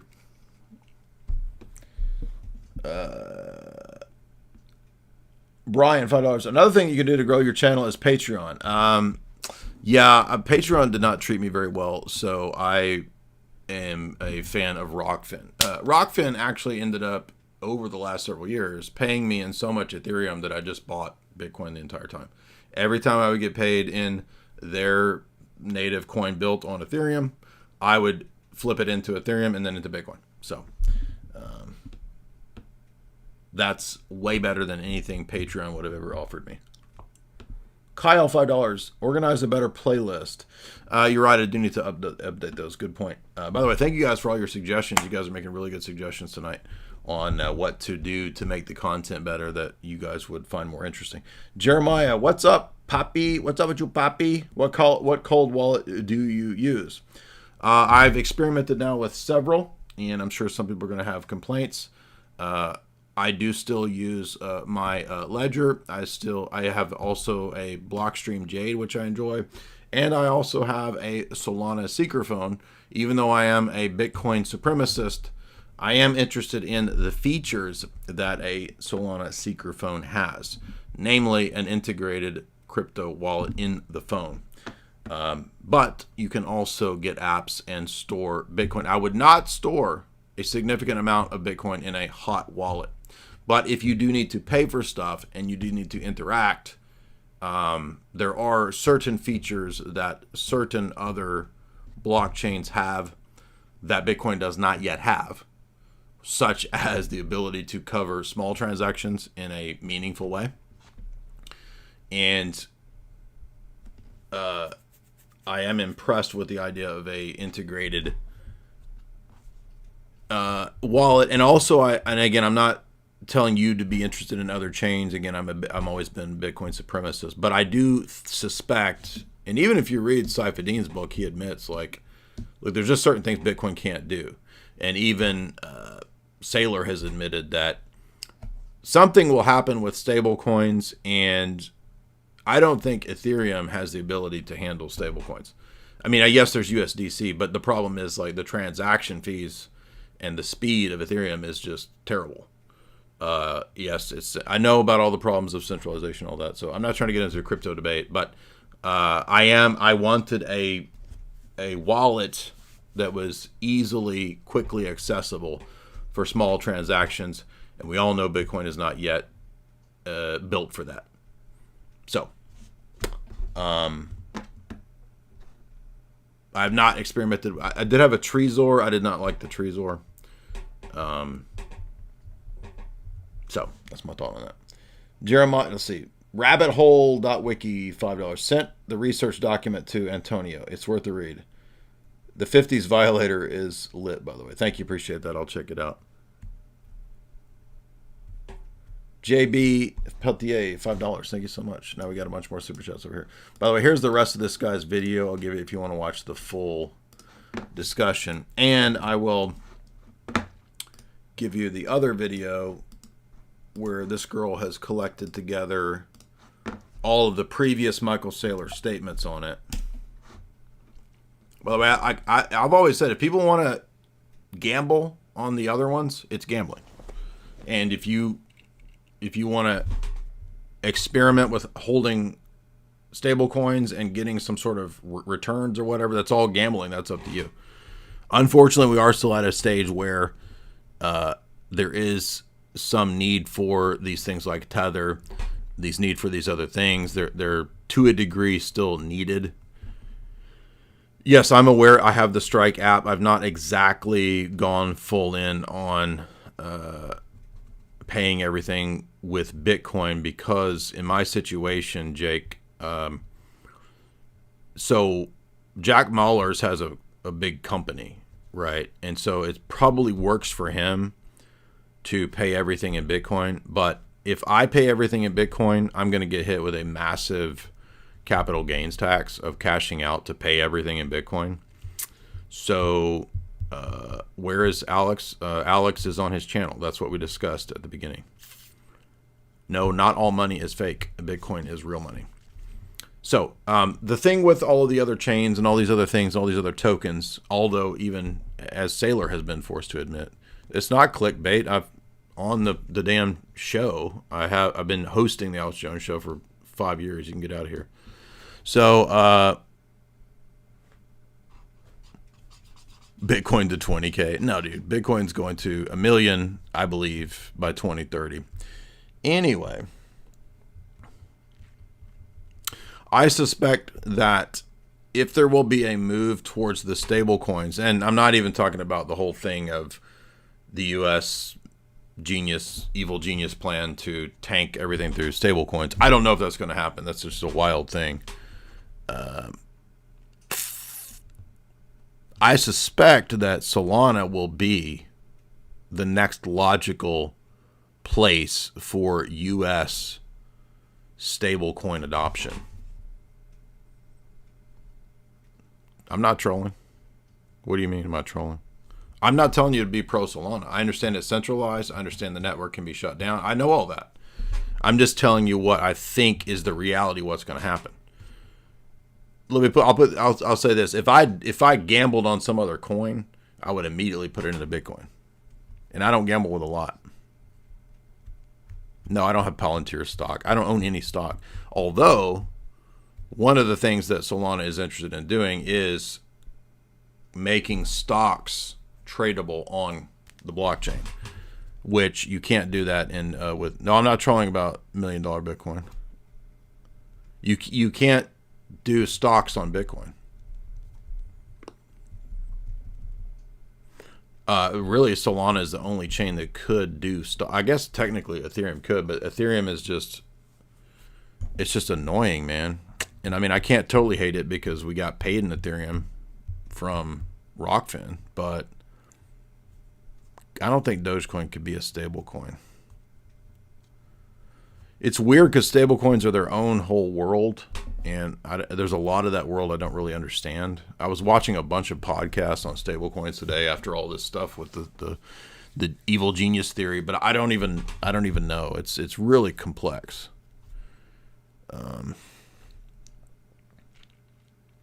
But I think whatever you think, even if these are evil blockchains, like whatever you think of it, I think that probably the most likely chain to take on and compete with Ethereum for this would be Solana.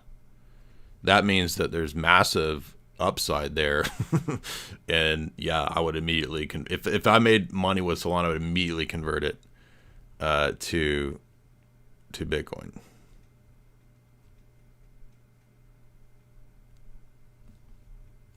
Bro, you got to be trolling about what? What are you talking about? You think?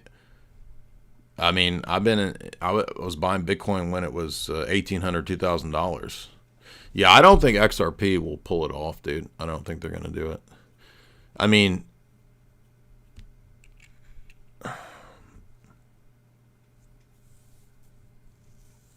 I don't understand what you think. If Bitcoin went to 123,000, why would it not go to 200, 500, a million? No, it's never too late. Because, I mean, look, if Bitcoin goes to 1 million in 5 years, I mean, we basically get a 10x every 5 years. Now, that's not guaranteed, and I'm not telling you what to do. But if you are interested in getting started with Bitcoin, which is the only thing that I would really stand behind in terms of crypto, is because I am a Bitcoin supremacist. There is my Swan Bitcoin link. You can get started with Bitcoin right there. It's a Bitcoin only company. Airsign says a 10x in 6 years. I would say it's around that. Yeah, Ripple is like Illuminati coin. I would stay away from Ripple. There's nothing about Ripple that I like.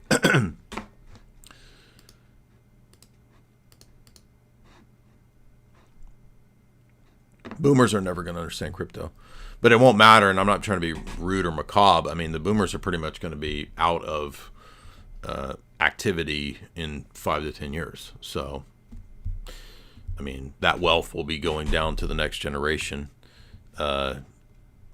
If the stablecoin devaluation evil genius experiment doesn't happen. I mean, I don't know. It's crazy. I was surprised to see Michael Saylor admitting the potentiality for Solana, though. That was kind of surprising, being that he's such a Bitcoin maximalist. But I mean, I think he realizes that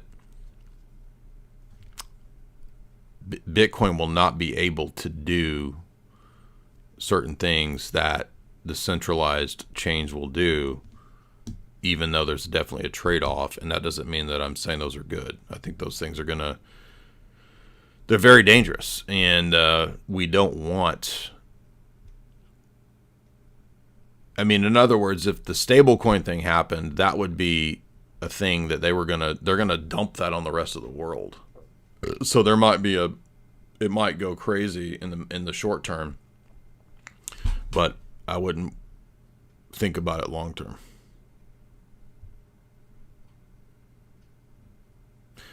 Who bought at the wrong point and missed out? What does that mean? Anyway, JB, $5. Let's see, we got more over here. Elijah, $5. I can't wait for the Al-Qaeda Part 2. Yes, I'll have this book read in the next few days, and we'll do the Part 2. What's the Bitcoin book? Well, there's two. There is Thank God for Bitcoin from the Christian perspective. And then there is, Kaspa is an Israeli crypto. And then there is Saifuddin Amos's book, Bitcoin Standard, which we did a whole talk about.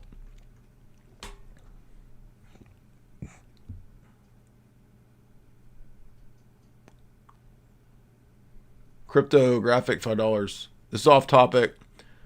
I'm a believer in Christ. I'm finding my way. I was wondering if you could talk about dispensationalism versus orthodoxy. Check out the video that we linked earlier on dispensationalism. Just type in dispensationalism, and there's my 4-hour discussion on Jim Bob's channel. That's the one that that's one you want to watch. Paizios, $5. Politics is downstream. Politics and culture downstream from religion. Democracy and universal suffrage don't mix. Secularism and preless are great enemies. Yeah, I agree. David Gray, $20. Thank you. Enjoyed your stream today with Richard Grove.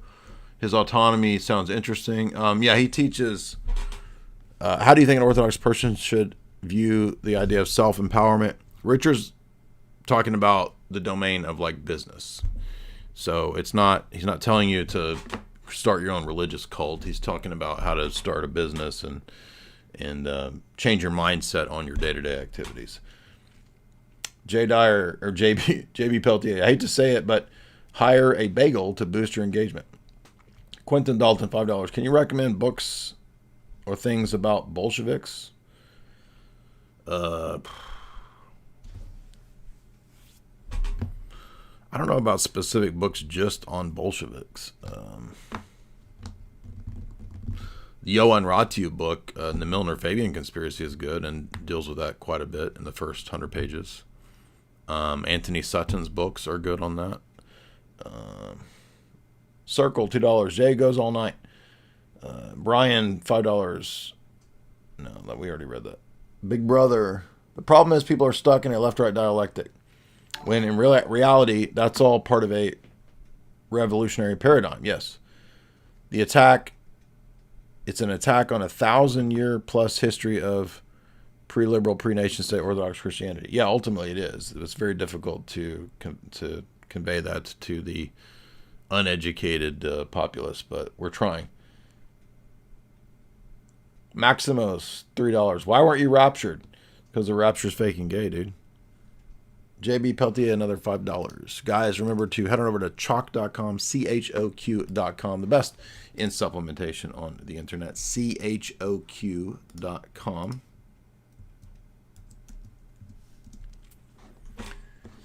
And you can get 40% off by using the promo code JAY40. That's JAY40, J40 to get 40% off all these great products. Or the promo code JAY44LIFE, that's J44LIFE, to get 44% off on recurring subscriptions. But you can cancel at any time. The best in supplementation on the internet.